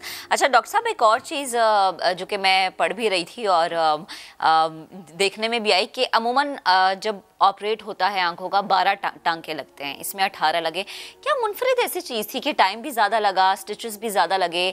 कोई अगर ऐसा मेन इशू जो कि आप बताना चाहें कि इस बच्चे की, मतलब जैसे आप कह रहे हैं ना, बहुत नॉर्मल सी चीज़ है, फैसल ने भी बताया कि सुरमा तो नॉर्मल है हमारी सोसाइटी में बच्चों की आंखों में लगाना, तो क्या चीज़ थी ऐसी कि इतना वक्त लगा कि स्टिचेस भी ज़्यादा लग रहे हैं और टाइम भी ज़्यादा लग रहा है? जी, इसकी आंख जो है, एक तो कॉर्निया जो है वाइट जो था, उसका वाइटनेस का साइज़ बहुत बड़ा था, पूरी कॉर्निया वाइट हुई हुई थी। तो हमने डिसाइड किया कि इसका जो बटन है वो हम बड़े साइज़ का लेंगे। तो इसका जो कॉर्नियल बटन हमने लिया था वो हमने लिया था 8.5 मिलीमीटर का, और इसके जो स्ट्रक्चर्स थे वो इतने तबाह हाल थे, इतने डैमेज थे, इन्फेक्शन ने इसकी आंख को इतना तबाह कर दिया था कि इसका जो आयरस है वो कॉर्निया से चिपका हुआ था। तो उसको फिर हमने जब काटा है, इसके लिए ट्रेफाइन यूज़ होती है, वो हम सब बाहर से मंगाते हैं। तो कॉर्निया का हमने ट्रेफाइन करके उसको कॉर्निया को, इसके कॉर्निया को काटा जो कि डिजीज़ कॉर्निया था। काटने के बाद हमने सिजर से काटा, तो आयरस पूरा का पूरा जो अंदर, जो जिसको आप प्यूपिल कहते हैं, जो अंदर से आपको ब्राउन नज़र आती है ना आँख, वो बेसिकली आयरस होता है और उसका सेंटर प्यूपिल होता है। तो वो सारा का सारा कॉर्निया से चिपका हुआ था। तो उसको हमने फिर सिजर से सेपरेट किया, काटा, उसकी डिसेक्शन में हमें बहुत टाइम लग गया। उसके बाद फिर वहाँ से जब वो चिपका हुआ होता है तो डेफिनेटली वहाँ ब्लीडर्स होते हैं, खून की नसें होती हैं, वो चिपकी होती हैं, तो वहाँ से ब्लीडिंग स्टार्ट हो जाती है। तो उन ब्लीडर्स को हमने फिर एड्रेस किया, उनको कॉटराइज़ करके ब्लीडर्स को स्टॉप किया। जब ब्लीडिंग स्टॉप हो गई फिर हमने उस बटन जो कॉर्निया हमारे पास आए थे अमेरिका से, वो हमने उसके ऊपर लगाए। अच्छा, नॉर्मली हम 7.5 7.75 का कॉर्निया लेते हैं, इसमें हमने 8.5 का लिया, लिहाजा बड़ा कॉर्निया था, इसलिए हमें इसमें 18 टाँके लगाने पड़ गए। इनिशियली हम 4 टाँके लगाते हैं, फिर एड्रेस करते हैं आई के स्ट्रक्चर्स को, आई को नॉर्मलाइज करते हैं, फिर हम PI करते हैं, पेरिफेरल एंडेक्टमी, ताकि बाद में इसको प्रेशर ना बढ़ जाए, काला पानी ना हो जाए। तो उसके लिए हमने जो है ना सारा ये प्रोसीजर अडॉप्ट किया, और लेटर ऑन हमने इसमें डिसाइड किया कि इसमें ये 12 टाँकों के ऊपर नहीं टिकेगा, इसमें एटलीस्ट 18 टाँके लगाने पड़ेंगे। तो हमने इसमें 18 टाँके लगाए, और अल्हम्दुलिल्लाह वो कॉर्निया बहुत ही अच्छा उसने बिहेव किया। और जितने कॉर्निया आए थे अल्हम्दुलिल्लाह उसमें सबसे ज़्यादा चमकदार कॉर्निया इस बच्चे का था। ये अल्लाह ताला की तरफ से इसके लिए एक तोहफ़ा था जो अल्लाह ने इसके लिए भेजा था अमेरिका से, वो हमने इसमें लगाया। अल्लाह ने हमसे एक काम लेना था, ये खिदमत लेनी थी, और ये नेकी जो है ये अल्लाह ने हमसे करवानी थी, जिसका जो है नेमुल बदल जो है, जो मुस्कुराहट जो हमें मिली, इसका कोई हमें मैच ही नहीं है, और इसका अजर सिर्फ अल्लाह पाक ही देते हैं और कोई नहीं दे सकता। बिल्कुल। अच्छा, नाउ कमिंग टू, अब मेरी अभी हल्की हल्की दोस्ती हो रही है, एक ट्रिक मैंने लगाई हुई है, मैं आपको भी महक बता दूंगा, आपके आगे के लिए काम आएगी। अच्छा, अवेश भाई, बायोनिक्स ने ये काम किया। इससे पहले कि मैं आपके फ्यूचर के आगे का पूछूं, क्योंकि मेरे पास एक सवाल है, मैं चाहूँगा कि आप मुझे बताएं कि आपके पास जब आई मोमिना तो क्या आप लोगों ने किस तरीके से प्रोसीजर स्टार्ट किया? एक तो चीज़ ये, दूसरा ये कि पूरी दुनिया में इस तरह की चीज़ें होती हैं, प्रोस्थेटिक आर्म, लेग, ये सारी चीज़ें होती हैं, तो पूरी दुनिया की क्वालिटी में और आपके पास क्वालिटी में कोई डिफरेंस तो नहीं है? और तीसरी चीज़ द कॉस्ट, ये मैं ज़रा पूछना चाह रहा था। जब मोमिना हमारे पास आई तो मोमिना के पेरेंट्स के साथ हमारा पहले इंटरेक्शन था तो बहुत ही छोटी क्यूट सी एक ट्वीटी टाइप की एक बच्ची बिल्कुल हमारे जो बराबर में मौजूद है, मोमिना से हमारा इंटरेक्शन हुआ। मोमिना के जब हमने आर्म को देखा तो that was a very small one. और होता यह है कि अगर एक शख्स जिसका कोई अल्लाह माफ़ करे कोई इंसिडेंट हो जाता है तो उन्होंने हाथ फील किया होता है। नाउ दे हैव नो उनकी सेंसेस डेवलप हुई होती हैं कि how to move index finger, how to move thumb, how to move your fist. अब जब एक कंजेनाइटल होता है तो फिर हम उसके लिए हमें बहुत ज़्यादा इंटीग्रेशन करनी पड़ती है। हमने पहले तो उनको कहा कि that would be a world record, कि यानी अगर हम उस चीज़ पे करते हैं तो वो बहुत ही बड़ी एक अचीवमेंट होगी और इसके लिए हमें कुछ टाइम रिक्वायर्ड होगा। उस टाइम को हमने लिया, हमने मोमिना को काउंसिल किया, मोमिना के साथ बहुत सारे सेशंस किए, एक्सरसाइजेज होती थी, चीज़ें होती थी। फिर हमने मोमिना की चॉइस के ऊपर मोमिना के आर्म को डेवलप किया। जहाँ तक हम बात करते हैं कि इंटरनेशनली इसकी क्वालिटी और चीज़ों के हवाले से पाकिस्तान में हमने, क्योंकि ये कंप्लीट इंडिजिनियस टेक्नोलॉजी है, ये हमारी खुद की डेवलप्ड है, वी हैव फाइल्स, पेटेंट्स, सारी चीज़ें हमारे पास अवेलेबल है। सो द थिंग इज़ कि जब हमने पाकिस्तान में इस चीज़ के ऊपर वर्किंग शुरू की तो हमने इसको with in the passage of last 4 to 5 years हमने इसको बहुत ज़्यादा मॉडिफाई किया और एग्जैक्टली इंटरनेशनल स्टैंडर्ड्स के ऊपर हम इसको लेके गए। बिसाइड इंटरनेशनल स्टैंडर्ड्स अगर हम बात करें सो हमारा पाकिस्तान के पास अचीवमेंट ये है कि दुनिया में आज तक जो यंगेस्ट एज का बायोनिक पर्सन है that was prior to that was kid from UK जिसकी एज 8 ईयर्स थी and Momina is 3 years. So sensors integration, technology integration, artificial intelligence की प्रोग्रामिंग, कोडिंग, एल्गोरिथम्स डिज़ाइन करना बहुत मुश्किल था। तो आज जो मोमिना मेरे साथ अकेले अपने वालिदैन के बगैर बैठी हुई है वो शायद उन्हीं आर्स की नेमो बदल है। मैं कोशिश करता हूँ, मैं ज़रा फ्रेम से हट के मोमिना से बात करने की, मैं कोशिश करता हूँ ज़रा। ठीक है, मैंने यार अच्छा मैं आपसे, हाँ आप तब तक करें, तब तक मैं ज़रा इनको मज़ीद वो करता हूँ। चलें। और वैसा आप मुझे साथ साथ ये भी बता दें कि अभी तो मोमिना छोटी है माशाल्लाह, बड़ी होगी तो साइज़ का भी इशू होता है। अभी तो ये छोटा हाथ है, तो जब जैसे जैसे बड़ी होगी तो यकीनन ये फिर चेंजिंग्स हम साइज़ में भी देखेंगे, ऐसा ही है? बिल्कुल ऐसे ही है। एक प्रोस्थेटिक जो मोमिना अभी इस वक्त यूज़ करें, इट्स मोर लाइक हर शू। जैसे एक शू का साइज़ चेंज होगा इसी तरह से मोमिना के आर्म का भी साइज़ चेंज होगा। अब जो साइज़ की चेंजिंग और उसके वेरिएंट्स के हिसाब से ये है कि हमें सिर्फ कप का साइज़ चेंज करना होगा, सॉकेट का साइज़ चेंज करना होगा, जिसके ऊपर हमसे जो एक रिक्वेस्ट पुटअप की गई थी वो मोमिना की वालदा की तरफ से थी कि अभी हम इसको इनिशियली एग्जैक्ट ऐसा साइज़ प्रोवाइड करें जिस साइज़ के हिसाब से वो बहुत कंफर्टेबल हो, दो वो 1 हफ्ते के बाद भी चेंज हो जाए, लेकिन हम उसको 1 हफ्ते तक भी और शुरू के टाइम के ऊपर इतना ज़्यादा कन्वीनियंट उसको प्रोस्थेटिक प्रोवाइड करें कि उसको बहुत ईजी और वो उसको कंटिन्यू कर सके। अच्छा सही है। मोमिना, और आप मोमिना कैसी हैं आप? फैसल बात हुई आपकी, वो आप देख लें, वो मुंह से मुंह फेर लिया या मैं इतना बुरा हूँ? अच्छा मोमिना, अगर आप मुझसे बात करेंगी ना, क्योंकि तो फिर मैं आपको ये दूंगा, अभी ये मतलब समझ जाओ कि ये कुछ है तो वाओ।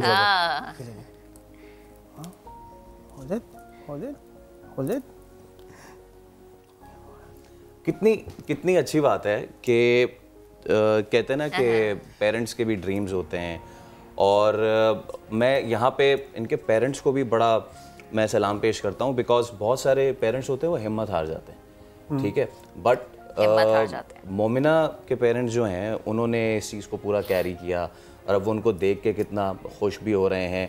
तो मोमिना कुछ तो मुझसे बात कर लो, मतलब तुम अपने आम के साथ खेल ही जा रही हो। अच्छा नाम बताती है अपना मोमिना? आपका वैसे तो बड़ा ही क्लीशे नाम है, हर बच्चे से सबसे पहले पूछा था आपका नाम क्या है। अब मोमिना आपका नाम क्या है? नहीं भाई, ये मुझसे नहीं हो रही इसकी दोस्ती, मैं हट जाता हूं। बिल्कुल कोई लफ्ज़ नहीं निकाला मुझसे, मैं हट जाता हूं। मुझे लगता है अम्मा अब्बा ने मना करके भेजा है कि कोई बेटा कोई बात नहीं करनी। अच्छा मोमिना, एक काम कर सकते हैं क्या, तुम मेरा हैंडशेक करोगी? Thank you. आपके लिए बहुत सारी दुआएं हैं। आपने ये बटन दबा दो, ये दबा दो, ये नहीं भाई, मैं हट रहा हूँ यहाँ से भाई, मैं हट रहा हूँ। मोमिना जो है वो मुझसे बिल्कुल भी बात जो है वो करने की पोजीशन में नहीं है, but still okay. Now the thing is के अच्छा, अब तुमने मुझसे बात नहीं की ना, मैं कार्टून में नहीं दिखाऊंगा मैं कार्टून में नहीं दिखा रहा नहीं देख लो यार, कोई मसला नहीं है। कार्टून से अच्छा, you know at the end of the day all matters is के हमारी ज़िंदगियों में बेहतरी जो है वो कैसे आती है। पाकिस्तान जैसे मुल्क में अगर सेहत की इस तरह की सहूलियात, जैसे डॉक्टर फैसल जैसे डॉक्टर्स हैं और अवैस भाई की बायोनिक्स जैसी कंपनी है, अगर इस तरह की मज़ीद मैं अब आपसे ये जानना चाहूँगा डॉक्टर फैसल साहब, अवैस पहले आपसे कि फैसल साहब, बहुत सारी जो हमारे वालिदैन हैं वो ये प्रोसीजर शायद अफोर्ड नहीं कर पाते, हम आगे चल के वो कौन सा प्रोसीजर अपनाएं? और हुकूमत से आप क्या कहना चाहेंगे, क्या इस तरह का करें कि ये वाले जो छोटे बच्चे, ये वाले जो पेशेंट्स हैं, इनके वालिदैन, उनके बड़ी हाई होप्स होती है, इनको कोई तकलीफ़ ना आए, कोई रुकावट ना आए और कोई फंडिंग का इशू ना आए, क्या करे गवर्नमेंट इनके लिए? ये बहुत ही अहम सवाल है। हमारे पास कॉर्निया जो है वो सारे श्रीलंका या अमेरिका से आते हैं और हमारी सोसाइटी में कॉर्नियल डोनेशन का कोई कॉन्सेप्ट नहीं है, ठीक है। और अगर हम कॉर्नियल डोनेशन अपने मुल्क में स्टार्ट कर दें और लोगों को इसकी अवेयरनेस कराएं कि भाई मरने के बाद आपका कॉर्निया हम निकाल करके किसी मासूम बच्चे को लगा देंगे और आपका तो इंतकाल हो जाएगा, आप तो दुनिया से चले जाएंगे। लेटर ऑन कोई और इस कॉर्निया को यूज़ करके अपनी सारी ज़िंदगी जो है वो उसमें अच्छी तरह गुजार लेगा और वो मासूम का मुस्तक़बिल जो है वो सेफ़ हो जाएगा, वो अपना आगे ज़िंदगी को सेव कर लेगा, बचा लेगा। तो अगर आप ये अपना कॉर्निया किसी को डोनेट कर दें तो किसी की ज़िंदगी बच जाएगी, किसी की ज़िंदगी। डॉक्टर अदीब रिजवी साहब तो इस पर काम भी कर रहे हैं, बट जो इशू ये होता है कि, और आपने बहुत अच्छी बात की, हम भी यहाँ पे बैठ के गवर्नमेंट से एक्सपेक्ट करते हैं, but now it's on the people, ये लोगों के ऊपर बहुत ज़्यादा डिपेंड करता है। डॉक्टर साहब जैसे अदीब साहब ने भी बहुत ज़्यादा की, लेकिन बहुत थोड़े लोग सामने आते हैं सारी चीज़ें करने के लिए। मेरे ख्याल से इस पर एजुकेट करना लोगों को बड़ा ज़रूरी है। एजुकेट करना बहुत ज़रूरी है। हमने पाकिस्तान आई बैंक सोसाइटी जो हॉस्पिटल है उसमें पाकिस्तान का पहला आई बैंक इस्टेब्लिश कर लिया है, उसमें सारी मशीनरी अवेलेबल है, but we are waiting for donation of the cornea. लोग अगर कॉर्निया डोनेट करना शुरू कर दें, हम लोग कॉर्निया को प्रिजर्व करेंगे और फिर वहाँ पर हमारे पास सिस्टम है, हम पेशेंट को कॉर्निया लगाना शुरू कर देंगे। हमारी एक बहुत बड़ी वेटिंग लिस्ट है, एटलीस्ट इस वक्त 2 से 3 हज़ार लोग कॉर्निया का इंतज़ार कर रहे हैं। कोविड की वजह से हमारे यहाँ कॉर्निया अवेलेबल नहीं हो रहे थे, अब हमने मंगाना शुरू कर दिए। लेकिन हमारा आवाम से, इस मुल्क की आवाम से, हुकूमत से यही इल्तिमास है कि प्लीज़ प्लीज़ प्लीज़ आप लोग इसके लिए कुछ करें, लोगों को अवेयरनेस दें। 3,000 तो डॉक्टर फैसल आपने बताया है जी, कि आपके पास वेटिंग लिस्ट, आगे न जाने कितने होंगे।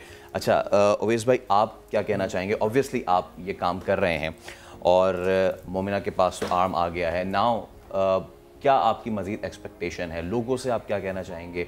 और जैसे कि होता है ना कि बहुत सारे माँ बाप घर बैठ जाते हैं और इसको वो इस तरह का समझते हैं कि यार ये अब इसका कुछ नहीं हो सकता। I want you to not only educate but motivate those parents के it's not the end of the tunnel. The thing is कि द रीज़न कि हम बच्चों को इस तरह सुपर हीरो आर्म्स क्यों देते हैं, क्योंकि हमने उनके साथ उनकी उस आइडियोलॉजी को इंटीग्रेट करना होता है और उनको उस कॉन्फिडेंस लेवल पे ले जाना होता है जहाँ पे उनको कोई फ़र्क ना पड़े कि अगला क्या सोचता है उनके बारे में। So they do not start considering कि वो नॉर्मल है, बल्कि they start considering they are super heroes. So वो वाली चीज़ है। और हम तमाम लोगों से, उन तमाम पेरेंट्स से, उन तमाम तर लोगों से ये रिक्वेस्ट करते हैं जिनके पास ऐसी एम्पुटेशन हो जाती है या बाय बर्थ है तो वो छुपाते हैं, किसी से जिक्र नहीं करते। There are solutions available. Bionics के पास अल्हम्दुलिल्लाह जो हमारी अचीवमेंट है दैट इज़ कि हमारे पास जो youngest beneficiary is Momina and the eldest beneficiary is 67 years old man, जिनका आज से 4 महीने पहले रोड एक्सीडेंट हुआ था हाईवे पे। He lost his arm and he got his arm back. सही। सो ये वाली तमाम चीज़ें हैं। और फॉर ग्रांटेड लोग जो हम अपने आप को लेते हैं, इंडिकेटर लगाने के बजाय हाथ से इशारे करें सुजुकी से हाथ निकाल के, that is something what is very dangerous. हम हमेशा टर्शरी, जैसे डॉक्टर साहब ने कहा, एक ही सिलाई को यूज़ कर रहे हैं, सो हम टर्शरी केयर पे क्यों जाते हैं? Primary care should be the thing जिसको हम केटर करें। सही है। लेकिन वो लोग जिनके पास ऐसे हादसात हो चुके हैं वो इनके लिए बेहतरी करें और गवर्नमेंट हमारे साथ इंटीग्रेट करे कि हम जो आज भी पाकिस्तान में गवर्नमेंट बेस जो रिहेबिलिटेशन सेंटर्स हैं उधर से वो डम प्रोस्थेटिक्स और कैजुअल प्रोस्थेटिक्स प्रोवाइड कर रहे हैं। लेटर गो इनको मेरे ख्याल से प्यास लग रही है, इन्होंने हाथ से इशारा मोमिना भाई, अच्छा यार अल्लाह हाफिज, इसने कुछ इशारा किया कुछ इस तरह करके, कुछ इस तरह करके। तो अपनी स्क्रीन पे देख रहे हैं मोमिना, जो कि हमारा फ्यूचर है, और इस फ्यूचर को सिक्योर करने के लिए मैं ओवैस भाई आपका भी बहुत शुक्रिया अदा करता हूँ। डॉक्टर साहब थैंक यू सो मच कि आपने बड़ा ज़बरदस्त ऑपरेशन किया शहाब का, और अब शहाब देखेगा भी और मोमिना वो सारे काम करेगी जो मैं और आप करते हैं। मैं कितना ही ज़बरदस्त है, और मेरे ख्याल से अब आप टेक ओवर करें, क्योंकि मोमिना जो है ना वो अब थोड़ा गुस्से में आ रही है। You can see her eyes कि मुझे जिस तरह देख रही है, में आ गई है वो, उसको शायद भूख भी लग रही है, या फिर हम ये भी कह सकते हैं कि वो थक भी गई है। चलें जी आगे बढ़ते हैं। अभी आपको एक अहम खबर देंगे, एक अहम डेवलपमेंट है। एनसीओसी ने पाकिस्तान में ओमिक्रॉन वायरस की मौजूदगी की तरदीद कर दी है। एनसीओसी का ये कहना है कि ओमिक्रॉन वायरस आने की खबर मुसद्दका नहीं है। कराची की मरीजा को अभी मशकूक मरीजा ही कहा जाएगा। मजीद बात करेंगे, अपनी नुमाइंदा अरहम खान ने हमें ज्वाइन किया है।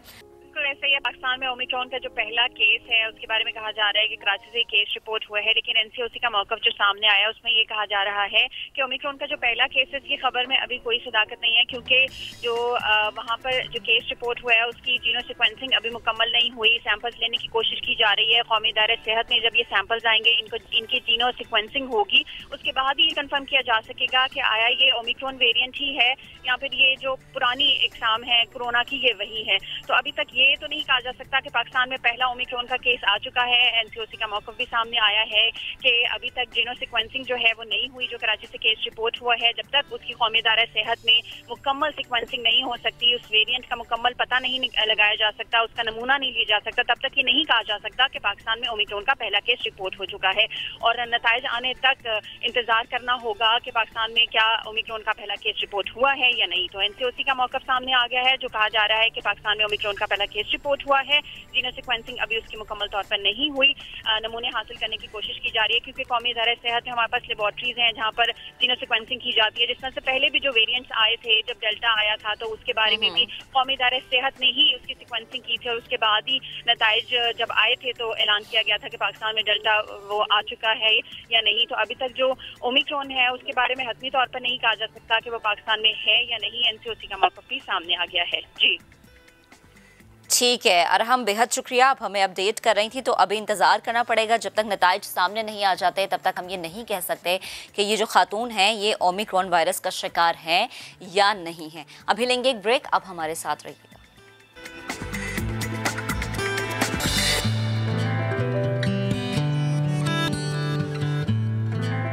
Welcome back. भारत के सबसे ताकतवर जर्नैल, तीनों मुसल्लह अफवाज के सरबराह मोदी के दस्ते रास्त बिपिन रावत हेलीकॉप्टर हादसे में हलाक हुए। रूसी साख्ता MI-17 हेलीकॉप्टर में बिपिन रावत और उनकी अहलिया समेत 14 अफराद सवार थे। 13 लाशें निकाल ली गई हैं और एक एहलकार सिर्फ जिंदा बचा है। हादसे की वजूहात जानने के लिए तहकीकात का हुक्म भी दे दिया गया है। बिपिन रावत वो जर्नैल थे जिनको फौज में रखने के लिए ये ओहदा तख्लीक किया गया था। अब ज़रा आगे बढ़ते हैं और 1971 को याद करते हैं, जब भारत को शिकस्त दी गई और भारत को याद करवाया गया बार बार कि पाकिस्तान की तरफ मैली आंख से ना देखा जाए। हंगूर आबदोस को याद करते हैं। ये वो आबदोस है जो कि आज हमारे पास मौजूद है, और जब हम देखते हैं, जब इसकी दास्तान हम सुनते हैं तो हमें फ़ख्र होता है। भारतीय बहरिया की अददी बरतरी को गहरे समंदरों में गर्क करने वाली हंगूर आबदोस और इसकी कहानी, इसकी दास्तान ऐसी है कि जब हम पढ़ते हैं और जब हम इसको याद करते हैं तो शुजात और बहादुरी की वो मिसालें हमारे सामने आती हैं कि हम कहते हैं कि हमारी समुद्री हदूद के मुहाफिज जो हैं उन्हें सलाम पेश किया जाए। फैसल मेरे साथी एंकर गए, उन्होंने यहाँ पर सैर भी की, इसकी दास्तान सुनी भी, और अब आपको भी सुनवाएंगे वो। तो चलते हैं फैसल ने, देखते हैं कि क्या क्या देखा है। हाथों में हिम्मत का अलम हो तो फिर मौजों पे कदम आ ही जाते हैं, और जब अल्लाह का करम हो तो पाकिस्तान की आंख में आंख डाल के देखने वाला कोई पैदा नहीं होता। हमारी बर्री अफवाज, हमारी फ़िज़ाई अफवाज और हमारी आबी फ़ौज हर वक्त हर घड़ी तैयार और कामरान रहती है। हमारी तारीख़ भी ऐसे ही सुनहरे वाक़यात से भरपूर लबरेज़ है कि जहाँ पे हमने अपने से कई गुना बड़े साइज़ के दुश्मन को नेस्तो नाबूद किया। आज का दिन ऐसे ही एक तारीखी दिन को मनाने का जज्बा हमारे अंदर पैदा करता है। हम मौजूद हैं PNSM हंगोर पे, और क्या ही कहने इस जबरदस्त सबमरीन के, जिसके ना आगे से जहाज जाने की जुर्रत करता है और ना पीछे से जाने की किसी को हिम्मत होती है, क्योंकि आगे से भी ये शोला निकालती है और पीछे से भी टॉर्पीडोज मारती है। तो आज हम मौजूद हैं हंगोर के पास, बात करेंगे इससे रिलेटेड ऑफिसर से और जानेंगे कि इसकी तारीख क्या है और आपको अंदर का टूर भी कराएंगे। तो चलते हैं।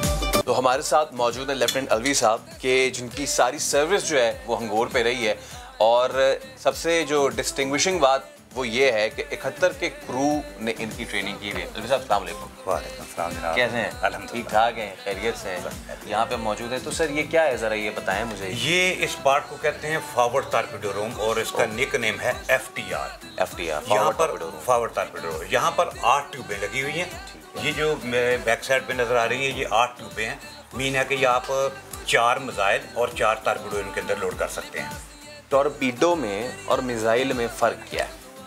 टॉर्पीडो सेल्फ प्रोपेल है और ये अंडर वाटर ही रहता है और ये बैटरी के साथ चलता है और जाके ये दुश्मन के जहाज को हिट कर जाता है, क्योंकि ये है होमिंग। ये जो फॉरवर्ड टॉर्पीडो रूम के बाद जो अगली स्पेस जिसमें हम आए हैं इसको कहते हैं वार्ड रूम।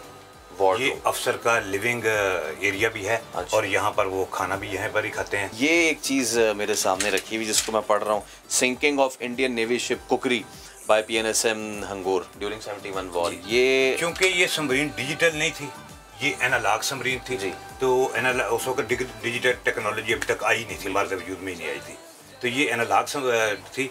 तो एनालॉग में ये पेपर रख के, तो ये जो ट्रेसिंग शीट होती है इसको रख लेते हैं और इसके ऊपर चार्ट वर्क किया जाता है। जब सनार ऑपरेटर रिपोर्ट बनाता है कि कुकरी की बेरिंग ये है, तो वो फिर क्या करता है, जो नेविगेशन अफसर होता है वो उसको कुकरी को बना देता है। यहाँ पर ये कुकरी है, वो कुकरी को बना देता है और फिर वो अपनी सबमरीन से उसका रेंज निकाल लेता है। ओके, सारा पता चल जाता है। ज़बरदस्त। मतलब ये वो फील आ रहा है कि जब आप मूवीज़ में देखते हैं जंग की प्लानिंग हो रही होती है और अफसर खड़े होते हैं, जवान खड़े होते हैं, वो किस तरीके से वो सारी प्लानिंग कर रहे होती है, ज़रा इसके बारे में बताएं। अच्छा, ये इसकी कहानी बहुत इंटरेस्टेड है कि जिस डॉक के अंदर पाकिस्तानी नेवल शिप शाहजहां तमीर बन रहा था अमेरिका के अंदर, वहाँ पर ही कुकरी बना था। तो कुकरी उससे पहले बन के आ गया इंडिया में, तो उसके बाद फिर शाहजहां आ गया।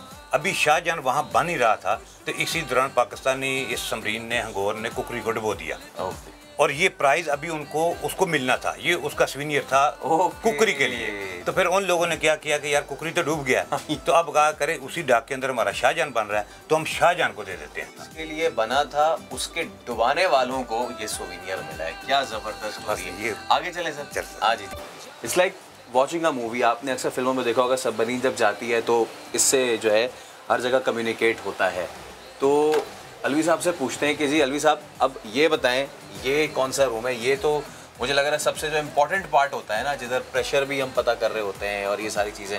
मैं तो लेमैन हूँ, मुझे नहीं पता, आप बताएं। जी, इसको कहते हैं ऑपरेशन रूम और हमने इनके निकनेम रखे हुए हैं छोटे जो होते हैं, ऑप्स रूम कह देते हैं, ऑप्स रूम कहते हैं। यहाँ पर डिटेक्शन होती है दुश्मन के जहाज़ की। ये 2 सनार लगे हुए हैं, इसको कहते थे ये BA और IA, ये दोनों होते थे। TSM 2233 डेल्टा, ये फ्रांस के बने हुए थे। अच्छा, यहाँ से आप सेटेलाइट से लुक लेते थे कि आप सेटेलाइट से फिक्स ले लेते थे, आपको पता होता था कि हम इस वक्त कहाँ पर हैं। ये यहाँ देखें, ये 2 फॉरवर्ड इसको कहते थे। ये अटैक सनार है, इसके ऊपर हम बैठते थे यहाँ पर, और ये सारी इसके ऊपर वो पिक्चर आ रही होती थी उस शिप की जो दुश्मन का जहाज़ है। तो यहाँ से फाइनल डिसीजन लिया जाता है कि उसके ऊपर लॉन्च करना है और कौन सा रेंज का करना है, और मिसाइल मारना है, टॉर्पीडो मारना है। अगर टॉर्पीडो मारना है तो कौन सी रेंज का मारना है। पानियों में कई 100 फीट नीचे जाने के बाद भी अगर हम बाहर देख सकते हैं तो वो इस इंस्ट्रूमेंट के साथ है, एक ये और एक ये। अली साहब मुझे बताएं कि ये कौन सा स्कोप है और वो कौन सा है? अच्छा, इसको कहते हैं अटैक स्कोप, और यहाँ पर जो कैप्टन साहब होता है सबमरीन के, उसके अलावा और कोई नहीं बैठता, वही बैठते हैं यहाँ पर और वो बाहर से देखते हैं। और ये जो उसके साथ है इसको सर स्कोप कहते थे। अच्छा, इससे हमने देखना होता है कि एयर के अंदर कोई उनका एयरक्राफ्ट तो नहीं आ रहा, या कोई सरफेस के ऊपर उनका कोई शिप तो नहीं है, तो हम अपनी सर्कल कर रहे हैं तो वो कहीं ऐसा ना हो कि हमें देख लें। अलवी साहब, इसकी रेंज क्या है, कितना दूर तक देख सकते हैं? हराइजन तक देख सकते हैं, जितना भी आपका हराइजन है वहाँ तक ये देख सकता है कि अगर ये आपने 12 नॉटिकल माइल है तो 12 नॉटिकल माइल तक बार ये देख सकता है। अगर ये 14 है, जितना भी वो उस वक्त हराइजन क्लियर जितना आ रहा है, ये चारों तरफ से लोग कर सकते हैं, देख सकते हैं। इसकी खासियत ये है कि ये फिक्स है, बंदा इसके ऊपर के अपने साथ बैठ जाते थे और ये अंदर से घूमती थी। और ये वाली जो स्कोप है, इसके ऊपर खुद चढ़ के तो इसको खुद घुमाना पड़ता है। ये ऑटो पे नहीं होती थी, ये वाली ऑटो घूम रही होती थी। सर ये बताएं, ये पार्ट क्या कहलाता है? अच्छा, इस पार्ट को कहते हैं ATR, ऑफ टारपीडो रूम, क्योंकि इस सबमरीन की क्वालिटी ये थी कि इसके अंदर 8 टारपीडो या 8 वेपन हम फॉरवर्ड साइड पे रख सकते थे और 4 हम बैक साइड पे रख सकते थे। और दूसरा ये एरिया थोड़ा सा आ जाता है हमारे JCOs जो हैं जी, उनकी मेस का, कि वो उनकी खाना पीना भी उनका यहीं होता था और उनका सोना भी यहीं होता था। ये हम देख सकते हैं, ये बेड है, ये अब बता तो दिया मैस की तरह, लेकिन जो लोग विजिट करते हैं उनके नज़दीक मैस जो होती होगी वो बड़ी सी एक हॉल होता होगा और वहाँ पे खाना पीना। सबमरीन की लाइफ में ऐसा नहीं होता। तो यहाँ पर बेड्स हैं, ये देखें, 3 बंदों के लिए 2 बेड नॉमिनेट होते थे। अच्छा। और उनमें से एक बंदा ड्यूटी पे होता था और 2 बंदे इधर होते थे। ये आपका आ गया कंट्रोल रूम, इसको कहते हैं कंट्रोल रूम। ये देखें, ये आपके 2 प्लेन बने हुए हैं, ये स्टर्न प्लेन था और ये बॉ प्लेन था, यानी सबमरीन के बाहर जो पर लगे हुए हैं जिसके साथ सबमरीन को ऊपर नीचे करते हैं, तो ये दोनों यहाँ से कंट्रोल करते थे। यहाँ से सबमरीन का एंगल मेंटेन हो रहा था, हमें पता चल रहा था कि सबमरीन नीचे कितनी जा रही है और सबमरीन ऐसे ऊपर कितनी जा रही है। तो हंगोर आबदोस की हमने आपको ये टूर पूरा करवाया। इस टूर को करवाने का मकसद सिर्फ ये नहीं था कि आपको इसकी लेगेसी के बारे में बताया जाए, बल्कि इसका मकसद ये भी था कि आपको उन सबमरीनर्स की मुश्किल ज़िंदगी के बारे में थोड़ा सा बताया जाए।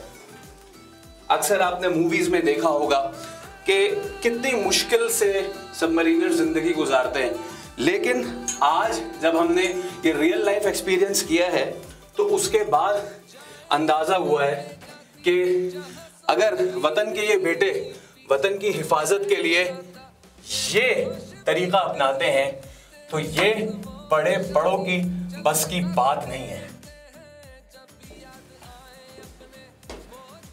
जो लोग ये समझते हैं कि ये जिंदगी बड़े मजे की है, वो एक बार आए और एक्सपीरियंस जरूर करें कि जिनको वो मजा समझते हैं वो कौम के दिफा का जोश है, वो कौम के दिफा का जज्बा है। और यही जज्बा, यही जोश हमारे जवानों को फिजाओं में भी हमारी निगहबानी किए रखने पे मुस्तैद रखता है, ज़मीन की भी निगहबानी करवाता है। और यही वो जज्बा है कि जो वतन के पानियों की भी हिफाजत करवाता है, ना सिर्फ सतह पे बल्कि सतह के अंदर 2-2, 3-3 महीने। हमारे मुल्क के दिफा को नाकाबिले तस्खीर बनाने में पाकिस्तान नेवी का एक बहुत बड़ा हाथ है और इस पाकिस्तान नेवी की बैकबोन इन सबमरीन्स को कहा जाए तो बेजाना होगा। और इसमें मौजूद क्रू और जो सबमरीनर्स हैं वो किस तरीके से अपनी ज़िंदगी गुजारते हैं और उनकी क्या यादें जुड़ी हैं और वतन के दिफा के लिए वो कितने पुरजोश हैं। हमारे साथ मौजूद हैं एक सबमरीनर कमांडर फ़हद फ़ारूक साहब। अस्सलाम वालेकुम। I am fine, thank you so much for your time. आप लोग जब डाइव करते हैं कितने दिन तक आप लोग पानी में होते हैं, अंदर डिफ़िकल्टीज़ क्या आती हैं? एक ये भी मैंने सुना है कि जितना आप जब हवाई सफ़र करते हैं तो एयर प्रेशर जितना होता है उसका 5 to 6 टाइम ज़्यादा हो जाता है। देखिए, अंदर की लाइफ एक टोटली डिफरेंट लाइफ है। इंजन्स वगैरह चलते हैं, उसकी वजह से वैक्यूम प्रेशर के डिफरेंसेस आते हैं, इसीलिए एक ख़ास लेवल ऑफ फिटनेस मेंटेन रखना पड़ता है। करंट एरा में जो हमारे थ्रेट्स हैं वो हमसे कई गुना बढ़कर हैं, तो इन थ्रेट्स को कोप अप करने के लिए जो कि हम करते भी आए हैं और इनको फेस करने के लिए पाकिस्तान नेवी और हमारे सबमरीनर्स क्या स्ट्रैटेजीज अपनाते हैं, किस तरीके से अपने आप को प्रिपेयर्ड रखते हैं? सबमरीन्स ऐसे प्लेटफॉर्म्स हैं जो कि दुश्मन की मुसल्लत की हुई जंग को उसी के पानियों में जाके लड़ते हैं, उसको आपके शोर से दूर लेकर जाते हैं और इसके लिए पेशा वराना महारत बहुत ज़्यादा ज़रूरी है। तो हम हर वक्त तकरीबन अपनी इस पेशा वराना महारत को बेहतर करने की कोशिशों में लगे रहते हैं। एयरक्राफ्ट के साथ, शिप्स के साथ, दूसरी सबमरीन्स के साथ हर वक्त मशक़ें करते रहते हैं ताकि जिस वक्त वतन को हमारी ज़रूरत पड़े हम उसके लिए पूरी तरह से तैयार। फ़हद साहब, आखिर में मुझे ये बताएं कि आज हम हंगोर की जो है वो 50th एनिवर्सरी सेलिब्रेट कर रहे हैं, तो ऐसे में आप हमारी उस यूथ को जो हमारे मुल्क का 63% है, इस ऑस्पिशियस डे पे क्या पैगाम देना चाहेंगे? मैं सिर्फ आपको ये कहना चाहूँगा कि ये समरीन्स हमारा बहुत बड़ा असासा है। हम इनके लिए जो भी डिफेंस स्पेंडिंग कर रहे हैं, आप इसको यूँ समझें कि it is a insurance premium for the safety and security of the Motherland. और अगर जंग नहीं हो रही तो समझें कि इसीलिए नहीं हो रही कि हम जीत रहे हैं, बिकॉज हमारा दुश्मन तो इस बात पर बेंट है कि उसे जंग मुसल्लत करनी है, और हम इस बात पर मुनसर हैं कि हमने जंग नहीं होने देनी। तो अगर जंग नहीं हो रही तो हम जीत गए। Thank you so much Basar, it was a pleasure talking to you.